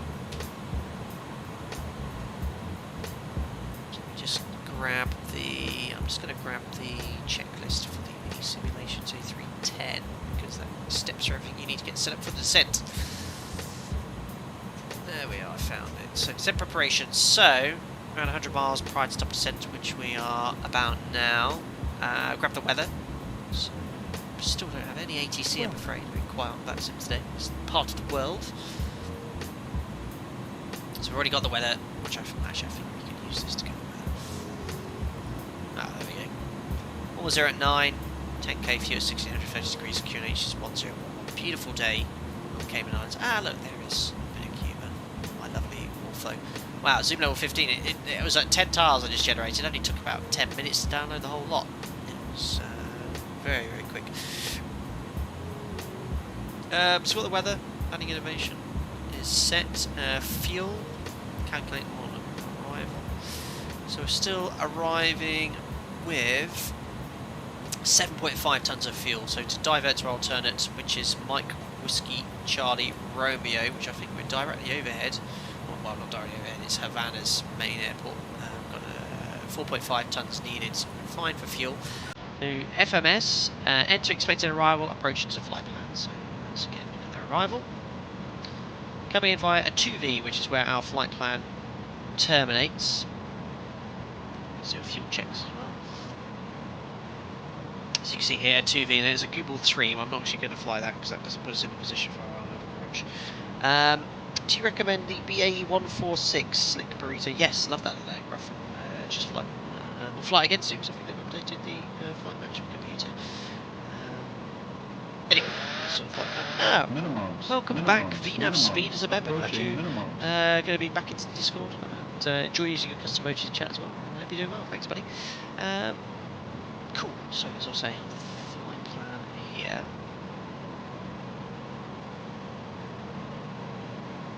Sorry, a 2V, there's a 2V. From a 2V we're going to route direct to Alona, 39.6 miles, 195 to the track, looks fine. No PT, no procedure turn. I think that's what that means. I've never seen that depicted on a chart. Anyway, from Alona to Mobix, which is initial approach fix. Alona Mobix, look, it's already profile mode's bringing speed back there, so we keep a close eye on that. From Mobix, we're going to go direct to Sesa, which is the final approach fix. So that's all depicted correctly. There's Mobix A6, and it's created all the correct heights. And you see it's allowing for a CDA after Mobix to 760, and then planning to be at Sesa at 1500 feet 3 degrees. So I'm going to use profile mode and then vertical speed as the descent mode. At some point we'll disconnect that with this approach energy as well. So yeah, lovely simple RNAV approach. Mobix Sesa, runway 08. That's in. Except we're going to use VS and not profile mode for the reasons I discussed earlier. But it is fully modelable to be used. That's it. Really not much to say. Final approach course 079.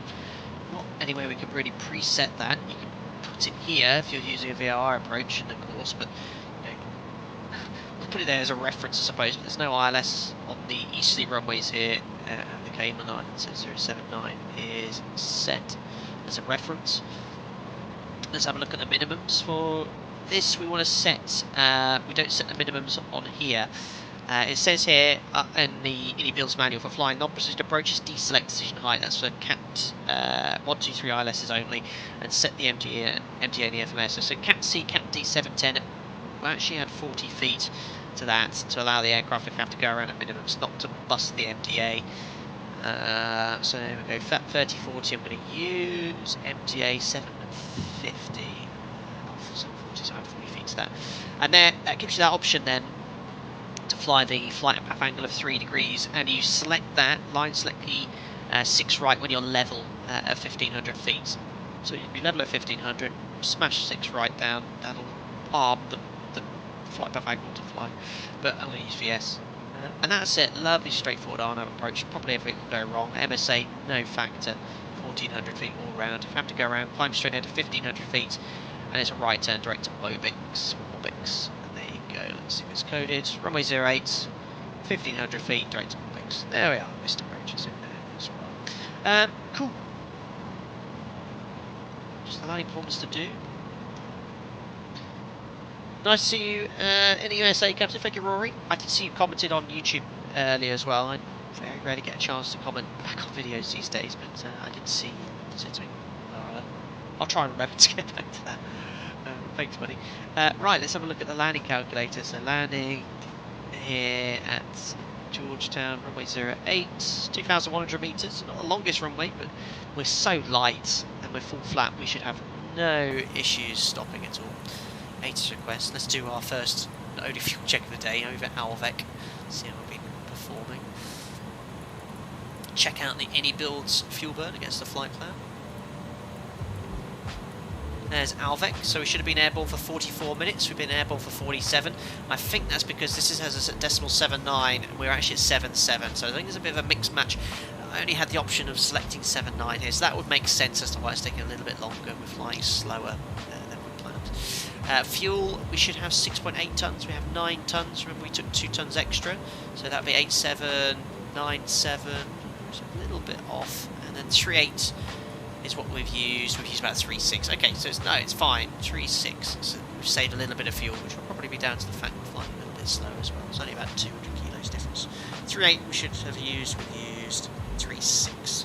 Perfect. Pretty good. Let's finish landing performance.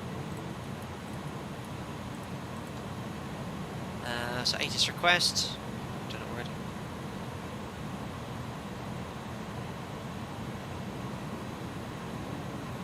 I don't have time to watch 320 pilots tutorial on flight path angles to familiarise myself. I'm going to use VS because the same way at my operator we wouldn't use VNav and a level segment at that stage, it just wouldn't work. You know, as much as you could watch that video to get the guidance as well. If I was level at 1,500 feet at 4.5 miles at the NG using VNav, as soon as I pass SASA, this is what would happen. It would carry on right and then drop. There's nothing you can do about it, so unless I do a continuous descent onto the 3-degree path, so there's no point using it. It wouldn't work in the NG, doesn't work in iniBuilds A310 either. Right, what's our landing weight going to be? 9 tonnes, and what did that say we're going to be landing with?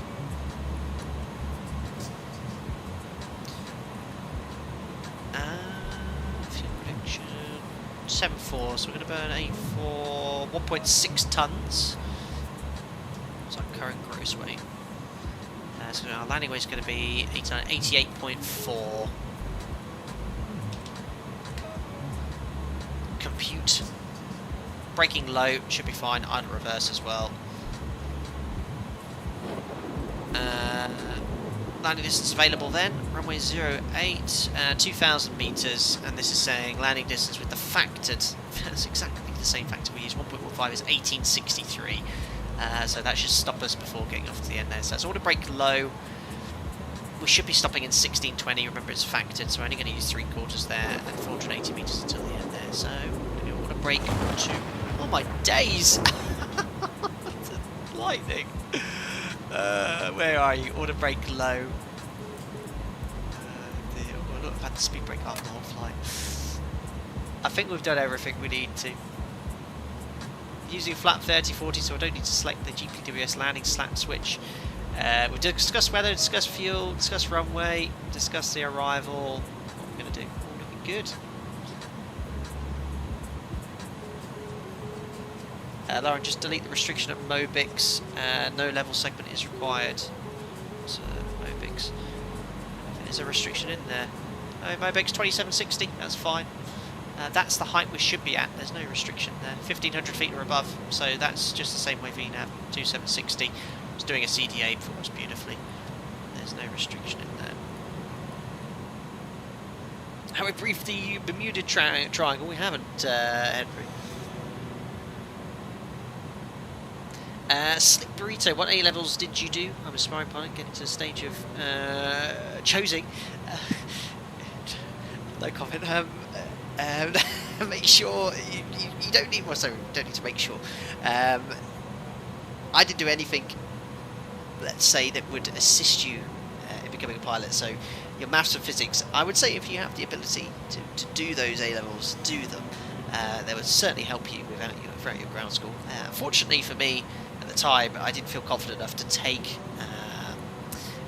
maths and physics or any of the science-related A levels. I got a double B in science and a C for maths. My GCSEs, I think, something like that. I passed them, but I know A levels are a lot harder. So I actually did things that were slightly more interesting. Well, certainly now at my age, many years later, I find more interesting now than I did when I was taking my A-levels. So I did history, English, and law. I went to grammar school and they had law as an A-level subject.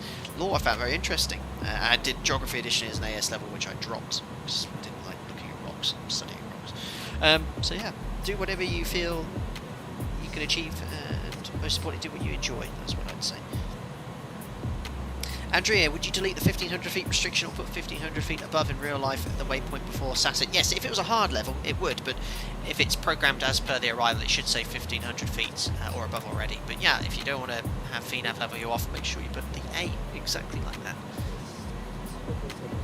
Henry, what kind of maths course is useful for piloting? Just wondering. I mean, any basic mathematics will improve your ability throughout the ground school studies, but nothing beyond. I mean, I'm guessing you're in America because you said math.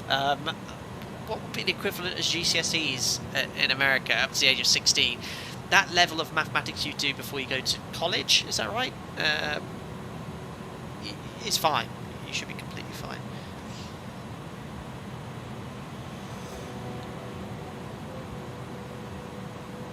Astrid, it's funny because aviation is seen as a STEM subject, but you don't need to do it at all. It sounds like grades over subjects, yeah. The level of mathematics and science required to pass your ATPL exams is basic. You do some... is it Pythagoras? No. You do some basic formula, nothing beyond what you need to study at A-level. Just obviously find it easier. I think it varies by state. I don't know much about the US education system, I'm afraid.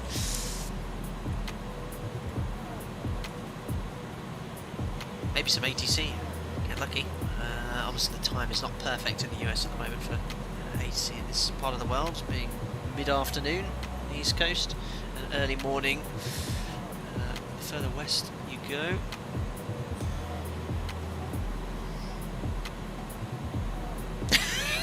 Rory, we look good. Anyway, I think we're approaching our top of descent, so I zoom in here. It was within 5 miles, so there's no ATC. Let's have a look at the arrival. Straight down to 1500 feet, look at that. Well, let's set initially 190, just above the transition altitude. What is the transition altitude here? Like 18,000 feet. Oh, it is 180 like the rest of America. So I've preset 190, it should initiate our descent automatically. Tower's online, that's cool.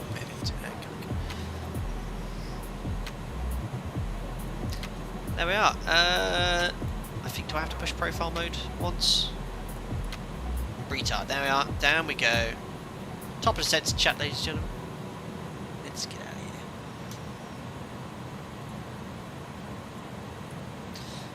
Cool, so I've turned the music off.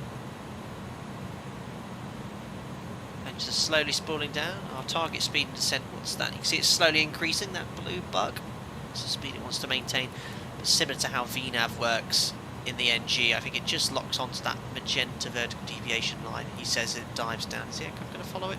I think on the progress page you can monitor vertical deviation. We're getting a little bit high. We'll see how it works. We're getting very high. Where's it gone? By profile mode. Not as much wind. Dealing. Wow, at top percent already. Is that all I get from my $20,000? Well, it's been split between 10 people.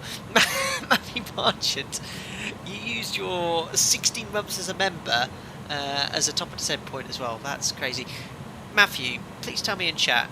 I didn't get down to the bottom of it a couple of streams ago. Was that you that sent that ridiculously generous donation? I think that was. Thank you. I never actually got around to sending an email there, but I think that's what it said there. But if it was, thank you for that.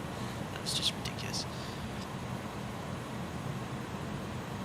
Delia, I was only able to eat £4 of the caviar price. Tom said, outrageous.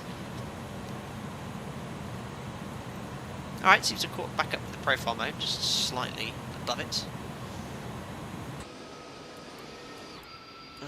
There's zoom level 15 ortho below.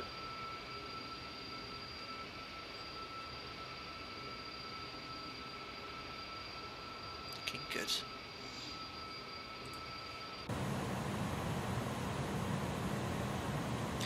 Hi Ellie. It says, she says, hi Captain, shout out for the Bahamas. Hello to you Ellie. Good afternoon I should say.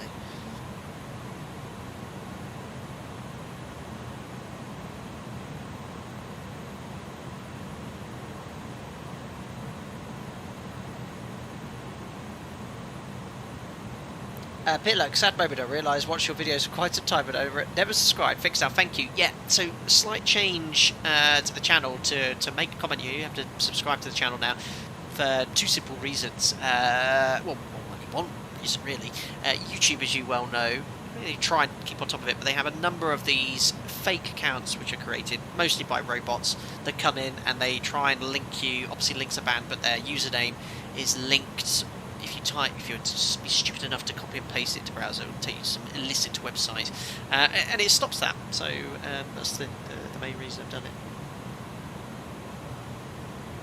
Hello, Pillock. Hello there. Said Geordie as well. Hello. Ah, hello, Rezex. Hi, Captain. I made it. Very good. I didn't see you mentioned you'd be running a bit late. Thank you very much. Good timing. Just started our descent. The Cayman Islands. Now, what's up into profile now? 1,500 feet high. Last time I looked about 45 seconds ago, I was beautifully on profile. So I think, is that going to let the aircraft accelerate to catch up? So it's not like VNAV in the NG. Okay. Let's just help it out a little bit. Just use a little bit of speed brake. Should. Well, is that actually going to do much? Because in profile mode, all that's going to do is bring my speed back. Slowly bringing the profile back, probably level change would be a better mode. Keep an eye on it. Is that an idle thrust descent? Yes. I'm retarded. You can see the thrust levers are closed. It's a proper aeroplane look. The thrust levers actually represent your thrust position. None of this climb business.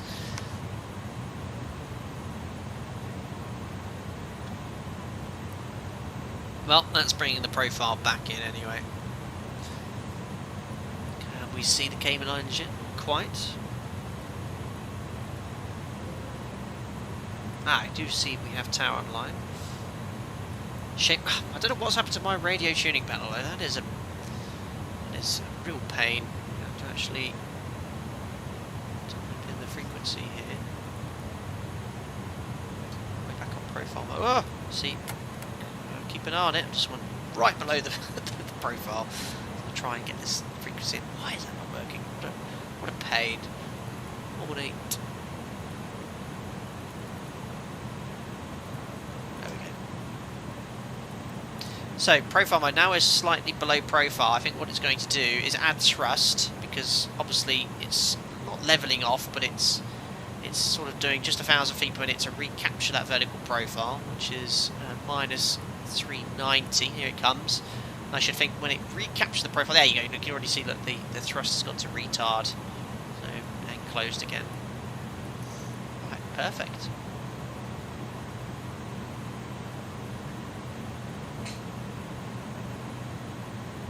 Vahita, is that hard skyscapes? It is. Listen to me, how's everyone? Already in beach ready mode? Absolutely. Lovely down there, 32. Some would say a little hot. In fact, what is the temperature in the cabin? I've been keeping everyone quite cool. Actually, no, it's an Airbus. It'll be on a screen somewhere. Yes, like 21 degrees. Yeah, that's beautiful for our passengers. Ethan, have you ever flown private jets? No. Let's have a look at the CCTV in the cabin. All looking good here. There's our main view as well. Look at this one as well. These are empty at the moment. They're in the lounge part 2. That's an awesome view.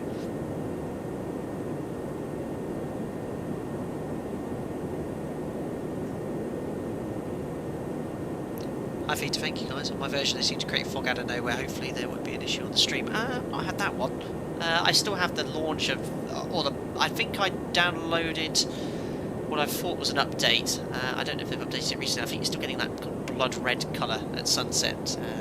But I had that issue. There we are, holding the profile very nicely. So let's now descend further. There's no ATC at the moment, we will have tower, so I'm just going to descend now, let's say to 8,000 feet. and we'll set the local QNH.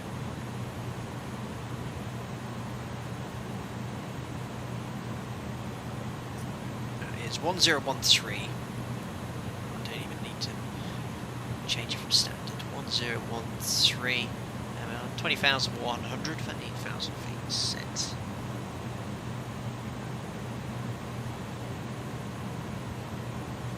Hello, A. Nil Prober. I love the iconic wing view shape of the A310 and that weird nav-light thing. Reminds me of the good old days. Nav-light thing. Eh? Looks like a normal nav-light to me, but it is a unique shape. Very podgy. That's the way I'd describe it.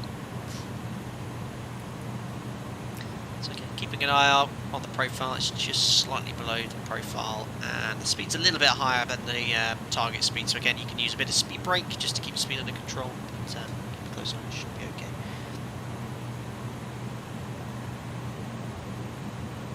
Did I get your name completely wrong there?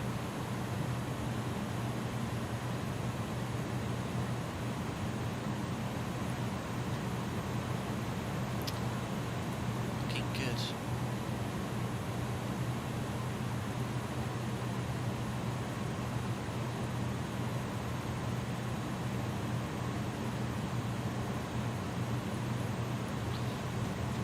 Sometimes, if I look here, I've got the PDF document for the aircraft, but I can't actually scroll the PDF sometimes. But if I look up, it sort of allows me to. I don't know why. You guys probably know more than me, but just have to check this here. Run here, done everything we need to do. Oh yeah, just deselect decision height on here because we've got the minimums set in the FMS.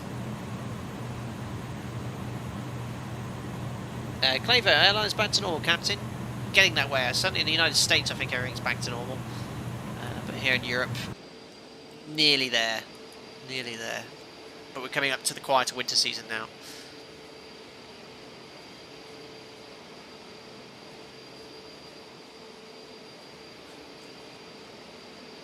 Superb.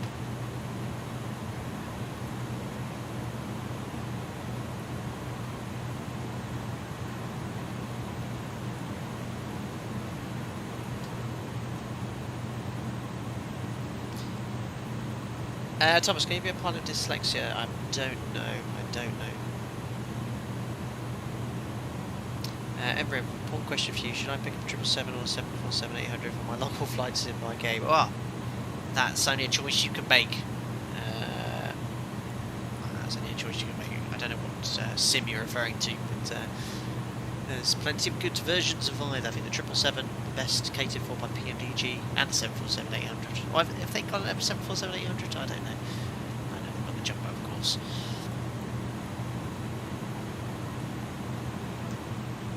Well, it's been a very calm flight so far. We've got 100 miles to go. 112 miles? Why are we so low? Really?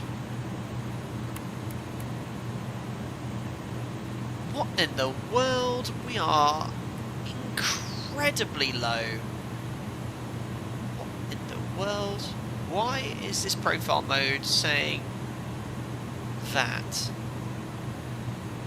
We're meant to be at 295 and then 5,500 is 2V. Really? That we should be at 30,000 feet still. Test sector, we're 109 miles till top of descent. We should be around 30,000 feet, not 1,700. What is it doing? Honestly, that's super low.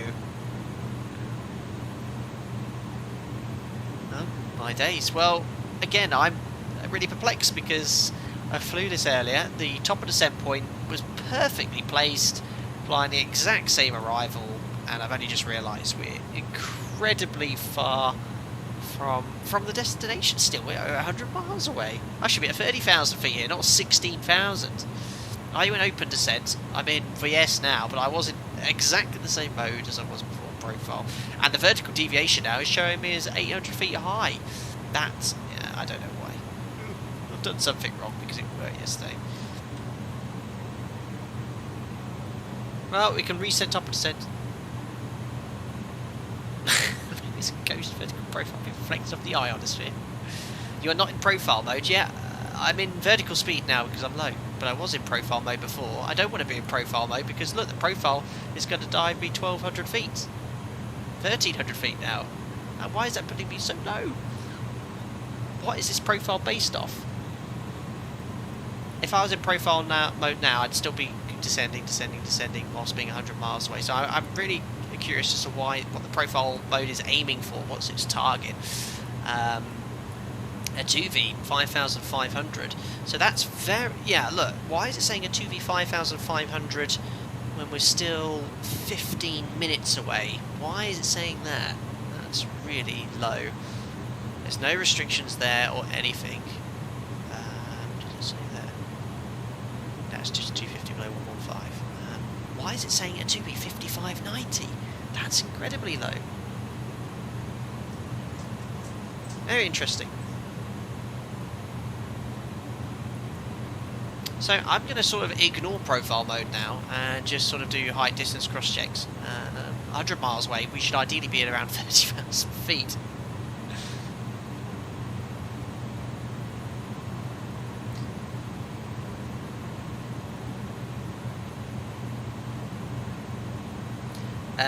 A Nil Prober, yeah, I can't answer operator specific questions, and you should know that already. I know you've asked those several questions like that before. 2 tons, more like 8,500 at a 2V base on 3 times height. Yeah, that seems more like it. Well, even more than that, I think. How many track miles is a 2V from the runway? I mean, we can work out 36 miles, 92, so 40, yeah, about that. It's still showing us 3,400 feet high, but that is completely incorrect. It's definitely something a bit fishy, but it did it yesterday perfectly from top of descent. In hindsight, I wish I'd actually checked where that top of descent point was. See why it's descended so low. RTC Mal, a similar thing happened to me a while back. Had to fly 10,000 feet for 80 miles. So that would have been what we'd had to do if we hadn't swatted that. But yeah, that's yeah, that is incorrect. Vertical deviation. That would suggest that there's a hard altitude in here that it's working off, but it shouldn't be the case. So a 2V 5590. Anyway. 2 tons, looking at the Grand 3 arrival, 1,500 feet at 17 miles, up to 26 miles from it. Okay.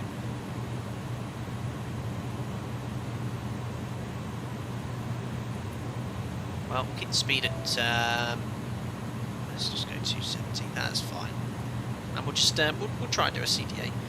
Fix info would have been very useful with this. Yeah, Andrea, if we put a fix ring in, it would have been perfect. That's that fix ring we use in the NG to show you where top percent was. That would have certainly have allowed us to spot that something was up or was wrong. But no, we'll just keep doing 1,000 feet per minute, and we'll eventually capture profile. Very inefficient though this descent. Pete White, just make the excuses to the clients that you were showing them the Syria. Absolutely.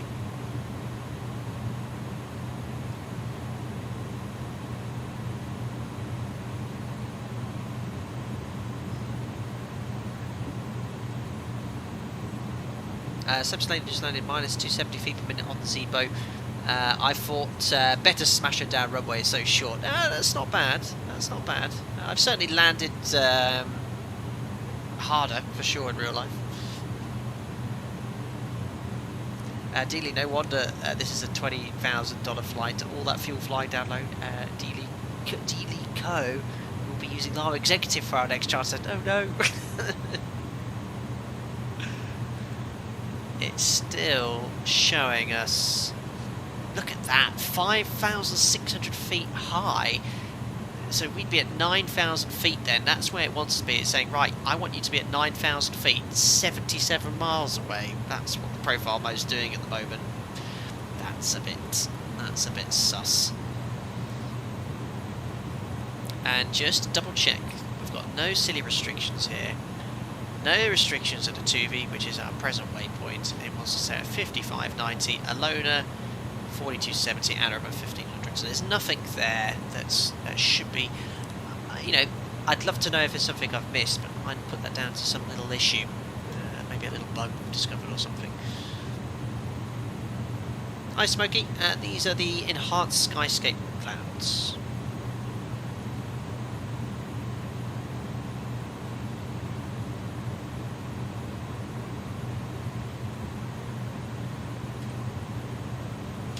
Oh, bit of input lag. There we go. All good now.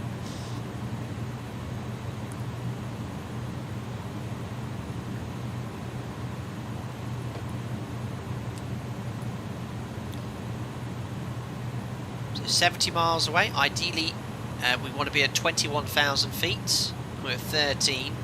Might slow that rate of descent even more. Well, we're already at 500 feet, but I can't do much less than that. It's saying we need to be 7,000 feet below profile at this stage. That's balmy. So 30. So it's profile by saying we should be at 6,000 feet. That is completely incorrect there. I don't know. Maybe it's programmed into an aircraft carrier I don't know about.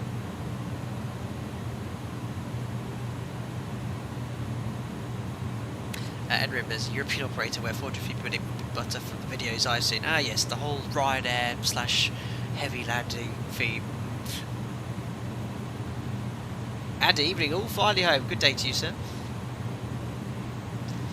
Astro, heard from an Airbus engineer for 200 to 400 feet per minute. So anything less than 400 feet per minute is good enough. Yeah, 400 is pretty firm, but also land generally lands quite nicely, but I've had to do some firm ones which I'd say was around that for sure. Daz, are we using more fuel now? Absolutely, yeah. We got thrust on, 2.5%. I should think this whole ideal line, this aircraft would have probably burned us 400 or 500 kilos extra fuel.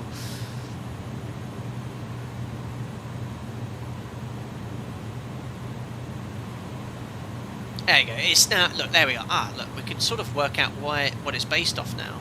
So look, it stopped deviating. So it's now 7,200. So that reckons that we should be at around 5,800 feet now at a 2V, which is, I think, if we go back here, a 2V 5,590. So yeah, very, very unusual.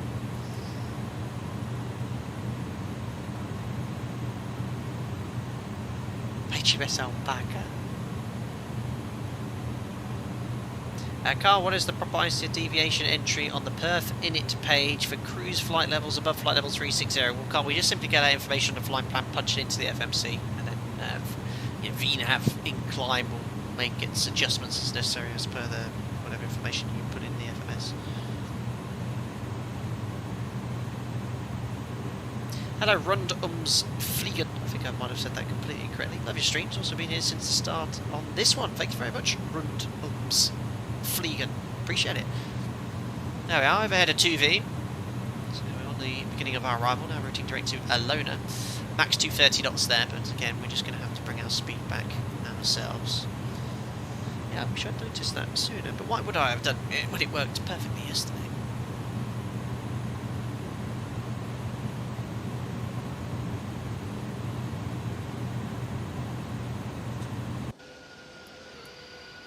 There is the Alpaca Executive aircraft.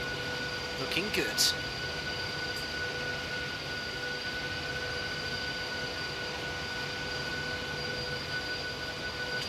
How much fuel have we got left on board? 7.4, that's okay. Still plenty. So I've got a funny feeling now, if we'd stay in profile mode, it would have levelled us off now. We'd be level at 5,000 feet, just dragging it in. We've sort of adapted it to allow for 40, a CDA. 30, You'll see the vertical deviation 20, it's now 10. level, look. You can see how it's just slowly decreasing as we descend. So it's obviously planned a level segment there. I hope you don't get a warning of helicopter ops while on final. Who knows what Jim will do to it? _FT2SHMMM. I beg your pardon, Andy. Underscore what? I think it just read whatever the emoji was. Thank you, £5 for the £5, buddy. I hope you don't get a warning of helicopter ops also final. Who knows what Jim will do to it? What are you on about there, Andy? He talked about his long neck in some strange way? I'm not sure. Excellent determination nonetheless. Yes, Jim has a habit of doing some unusual things there. Oh dear. Thank you. Has anyone? So someone already said they had a similar issue with their profile mode. Has anyone else had this issue in the past?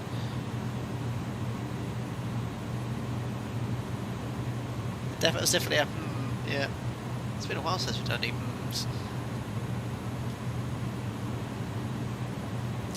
Hello JPF1, hi Captain, just dropped in. The Airbus corporate jet is looking good, that's all thanks to Moen, aka Duck Whisperer, one of my members. Ah, I get you Andy M71. Very, very good. That's one to tell everyone that's watching.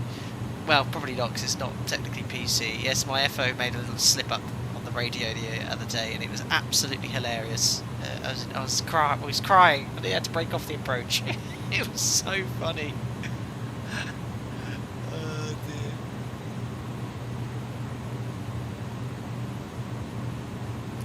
dear. DMZ, you've had this issue once, but only in a quite large number of flights in the A300, so in that rare case you just need to use some good old 3 times rule. Yeah, well, you know, in hindsight, I wish I'd spotted how many miles we had left at that top of descent point. I mean, we could probably play the video back and work it out, but yeah, it's definitely levelled off now.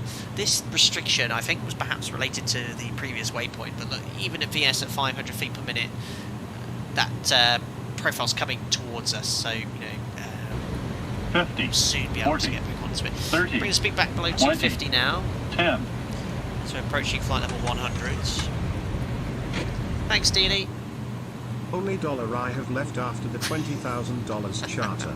Thanks as always for the great content and time you spend planning these. Looking forward to the next TTS21. Thank you, Deanie. Thank you very much for $5. My absolute pleasure. It's my pleasure to stream like this, and I take great enjoyment in preparing for the streams, thinking of a little story behind the background and how I'm going to run it. It's very enjoyable. It keeps me occupied, especially in the winter months. It will do when it gets a little bit quieter at work. I appreciate the support, and yes, I've got a couple of ETS2 streams I want to do. The first one will be just another on my own, just getting back on the road, having a chill stream with you guys. Second one, I'll do a multiplayer one where some people can join online, and we'll do a convoy of some sorts. That'll be quite good fun. So yeah, that's I'll plan those over the coming. I'd like to get that at least the first one done over the week, because there's been several updates since we last done it. I think we got to episode 9, Alpaca Logistics. We have 3 trucks now, 3 drivers, and just the London base. So I need another base now, and yeah, looking forward to it as well. Right, anyway, passing 10,000 feet for. Let's go down to 1,500 feet now. Do our post-cruise checks. So fuel, we've got plenty. 7 tons. We'll pop on the lights.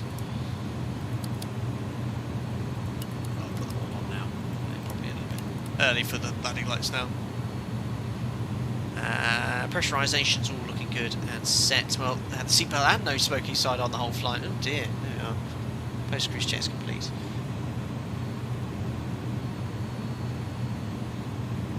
Ah yes, N2, our official statistics keeper. You've got to tally up all our fires in the ETS2 streams. Unbelievable. Right, how many miles have we got till touchdown? 28 miles, so we want to be around 9,000 feet. I think we're good here, so we're going to select level change now.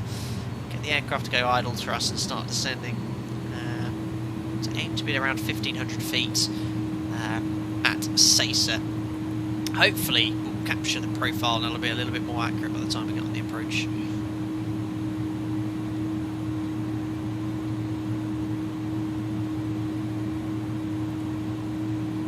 Traffic wise, everyone else. Right, a bit of a gap here with British Airways behind us and an Alpaca on final.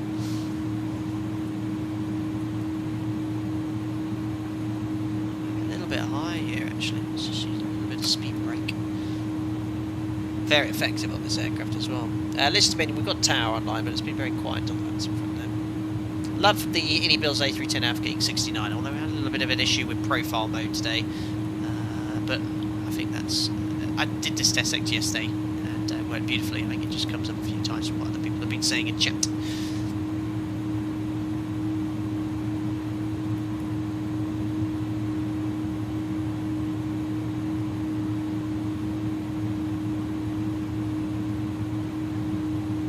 So I think there might have been a speed restriction of 230 knots at alone. Okay, we can start bringing the speed back now.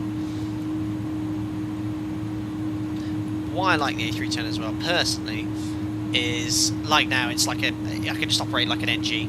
The automation philosophy is exactly the same, so that's another reason why I keep going back to this aircraft. I really enjoy it for that reason.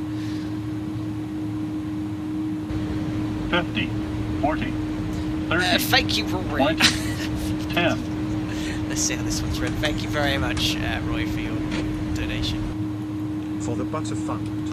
Thank you very much for the butter fund, he says. Wonderful, that's very kind. Thank you very much for your continued support and always watching my streams and videos and donations. So thank you very much, buddy, for the butter fund, he said. Excellent. Flyboy, could you possibly link the Alpaca Airways liveries when you stream? They're all linked. If you're ever watching one of my streams, just use the command ! liveries and they're always added there.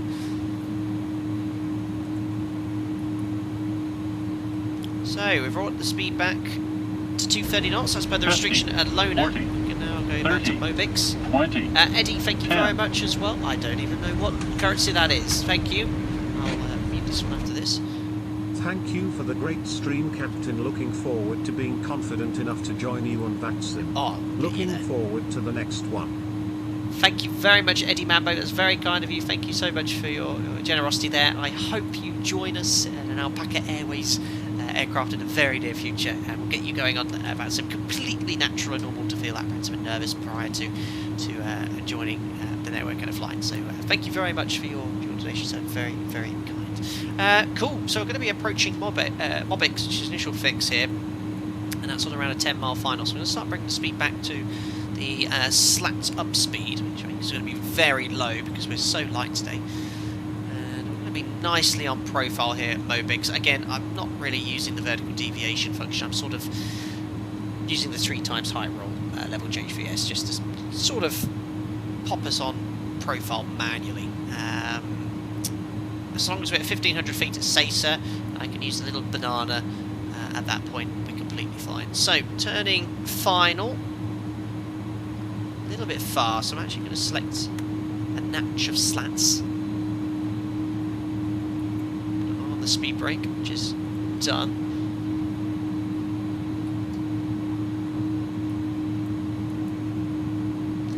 And we're going to use vertical speed, just get that aircraft nicely on final. So let's go here. Vertical speed, we'll pull that. Increase that rate of descent. So this is, I'm just using mental maths now. If I place that yellow banana on Sacer, that's going to work out quite nicely. I'm going to select flaps 15 now, slats at 15 too. So we're sort of doing the job of VNAV manually in vertical speed. Wow, we can fly so slowly. A little bit high here. Oh, that's ATC.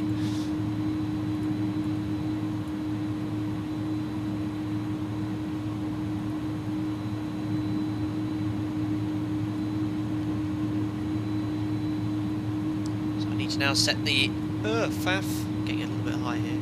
Might just drop the gear. Not too much going on. 1500 feet, so I need to set the minimums, which was 610. So 800 feet vertical speed mode. That's fine. I'm not going to worry about the vertical profile so much here, and the natural flops. And I'm going to select out target speed as well for final. Tower, good day. Alpaca 3-2 Charlie Juliet final for the Arno Approach runway 08.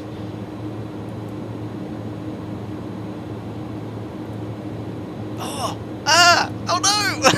Oh, bypass him. Jeez, there we go. I think that was, yes, that's an easy way to fix that. Right, imagine we've got our landing clearance. Just going to bug our final target speed. 30, 40, 1, 2, 3. So 1, 2, 8. Select landing flaps. So 3 times height. What's the distance now? 3 miles, 1,000 feet. Looking good. Looking outside the window. 3 reds. Okay, that's worked out well. It's a little bit high turning final, but we sort of fixed it there. So flaps, we've got 30, 40 green light. A bit distracting when you get a KLM 747 hurtling straight towards you. Get down 3 green light. Set. Hello. Flaps, we've got 30, 40, and that's it. Just need to set the misapproach attitude. Oh, so busy. Don't worry about that. If I have to go around disconnecting. Why is it not disconnecting? A bit high here. That was such a mess. Sorry about that, guys. Just that 7-4 really distracted me. Flight director's off, so not providing any useful information. I'm high here, so maximum 1,000 feet per minute. Oh, no more than that.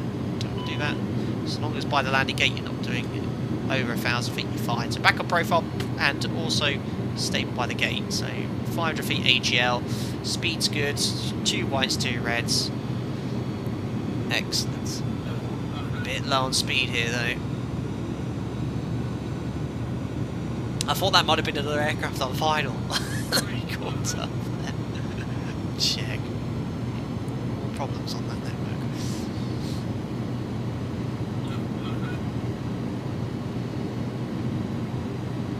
Keep it descending.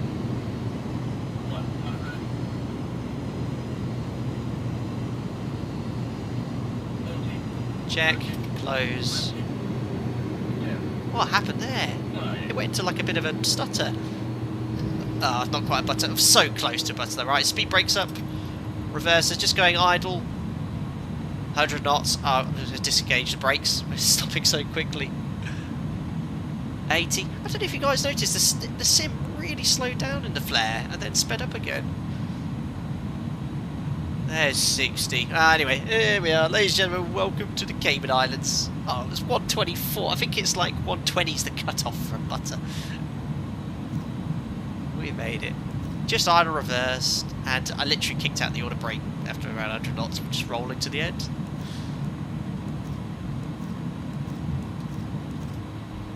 There we are. I can't believe it's not stutter. It was a lovely landing, very pleased with it if I'm honest. Right, we'll vacate here at the left. Oh, I'm getting a lot of stuttering in the sim. Oof. My goodness, what's causing that? Ah, very stuttering, a lot of input lag going on. My days. Well, I can use that for the excuse for not getting the butter. Now we got here, the brakes will be lovely and cool, I barely used them. Right, flaps coming up. Speed brakes away. That's better. The passengers have enjoyed their experience, no doubt. Yeah, flight went well. Just the profile mode, it was such a problem with it today. Why I did that? But no, I used vertical speed and then it got very busy. So a couple of things. Self-reflection on that approach. Coming over Mobex a little bit high, a little bit fast. So I think we're around 4,000 feet on a turn 5, about 200 knots. Ideally about 180 40, is what 30, I was looking for there. 20, And I just used VS and got a little bit high. Then the KLMs just completely threw me, but it is what it is. Thanks, Steve. Thanks for the stream, boss. Get yourself a brew. I'm going to pop the kettle on as soon as the stream's finish and have a couple of sugars in it tonight, Steve. Thank you very much for your donation and continued support as a member. Very kind, sir. And I hope you're doing very well. Thank you.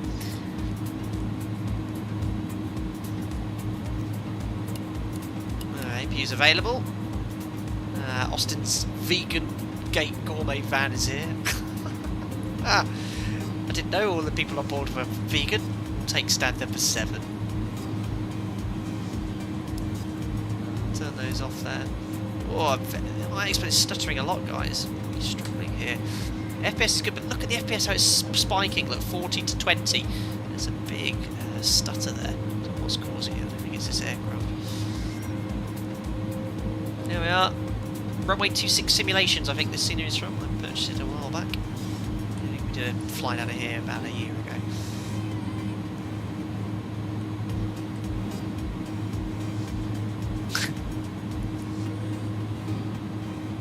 Beautiful arm movements.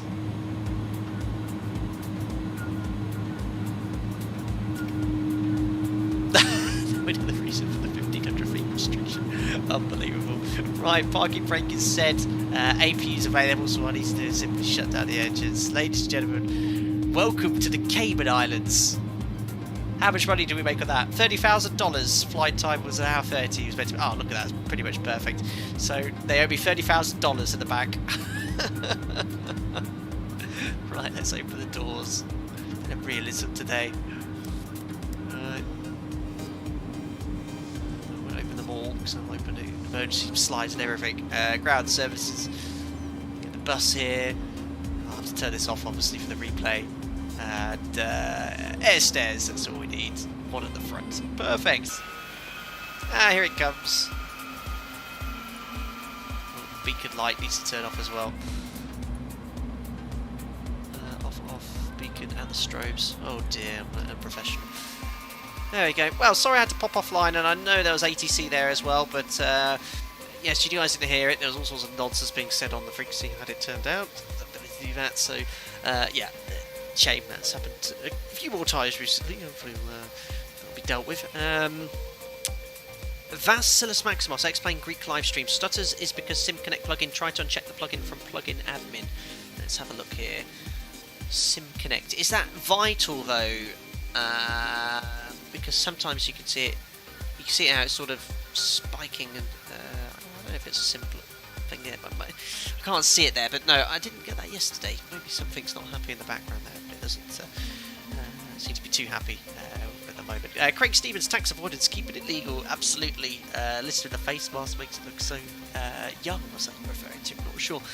Get the bus on the bus. Excellent. I bet you say that to all the Martians.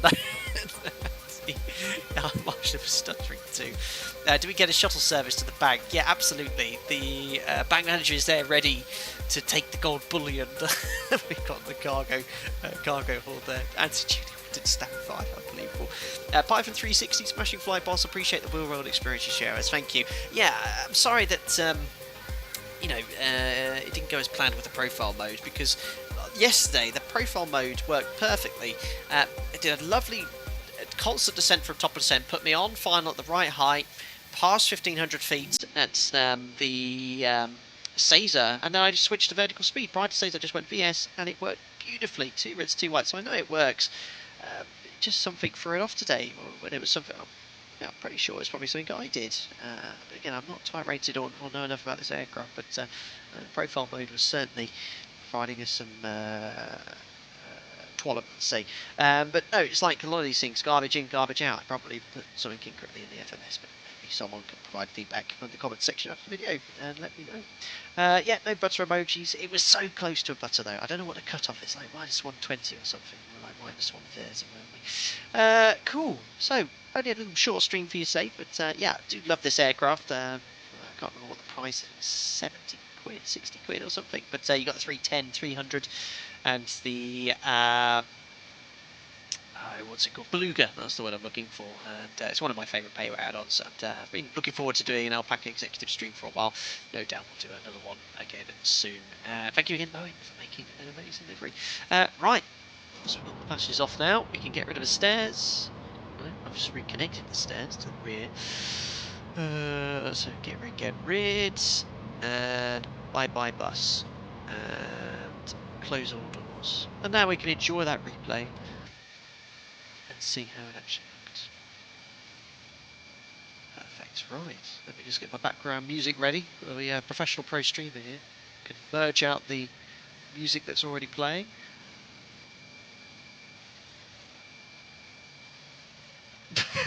That wasn't very merged, I was just suddenly stopped. Oh, let's keep the fucking replay music. I accidentally turned it down too quickly. Right, let's have a look at this. Ah, that'll do. Put ourselves over the threshold. We're going to turn the sound up as well, haven't we? Looking good already. Yeah, so we ended up a little bit high because of so much going on with that 7.4. I managed to get it all stable by the gate though. It is exactly as required by my operator's SOPs. So it's a little bit of a slope here, if I remember.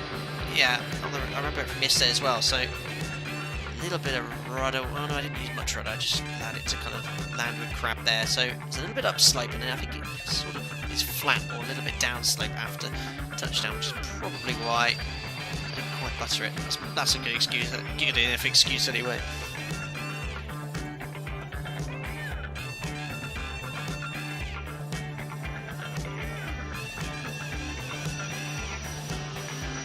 So it's a little bit high with the check. Oh, you could call that a butter. I just went idle, didn't need anything beyond that. They'd already kicked the brakes out and we just rolled to the end. Because we went to the end, I know what we can do is do a view from here. So So if you were watching beyond the threshold here, yeah, that's going to be cool. Let's do a landing from here and then vacating. Ooh, silence.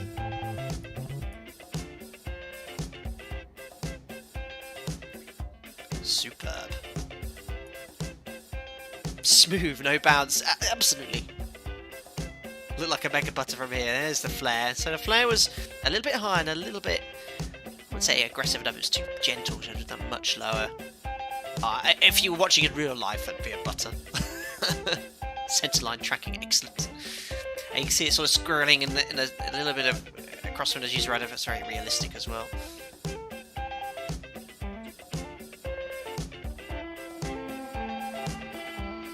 JPF one I heard in the 310 pilots rarely use profile mode. Don't know if that's true though. Yeah, I've heard that on a number of times. I've never seen it be as inaccurate as it was today though.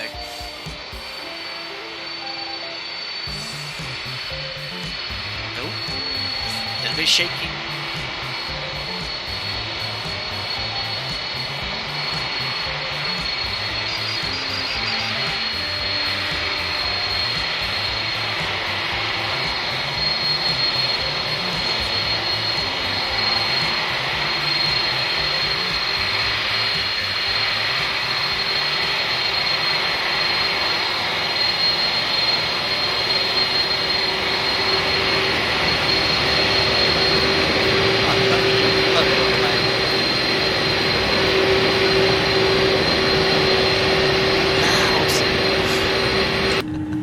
Right then guys, I'll put you back in here so you can enjoy the replay. I'll jink the views slightly as well to put you in a better position so you can enjoy the wing views there.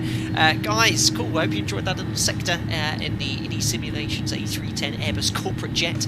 As ever, thank you to Moen for making the livery, but as ever also thank you to everyone that donated during the live stream. Very generous of you, never ever required, but appreciate it nonetheless. To all the regular subscribers, thank you so much for popping in and enjoying the video as well, and to all the members, thank you so much for the continued support as well. We'll get round to organising the grid flight for not this weekend, the following weekend as well. And don't ever hesitate to contact me on Discord if you have any queries or questions. Very appreciable indeed.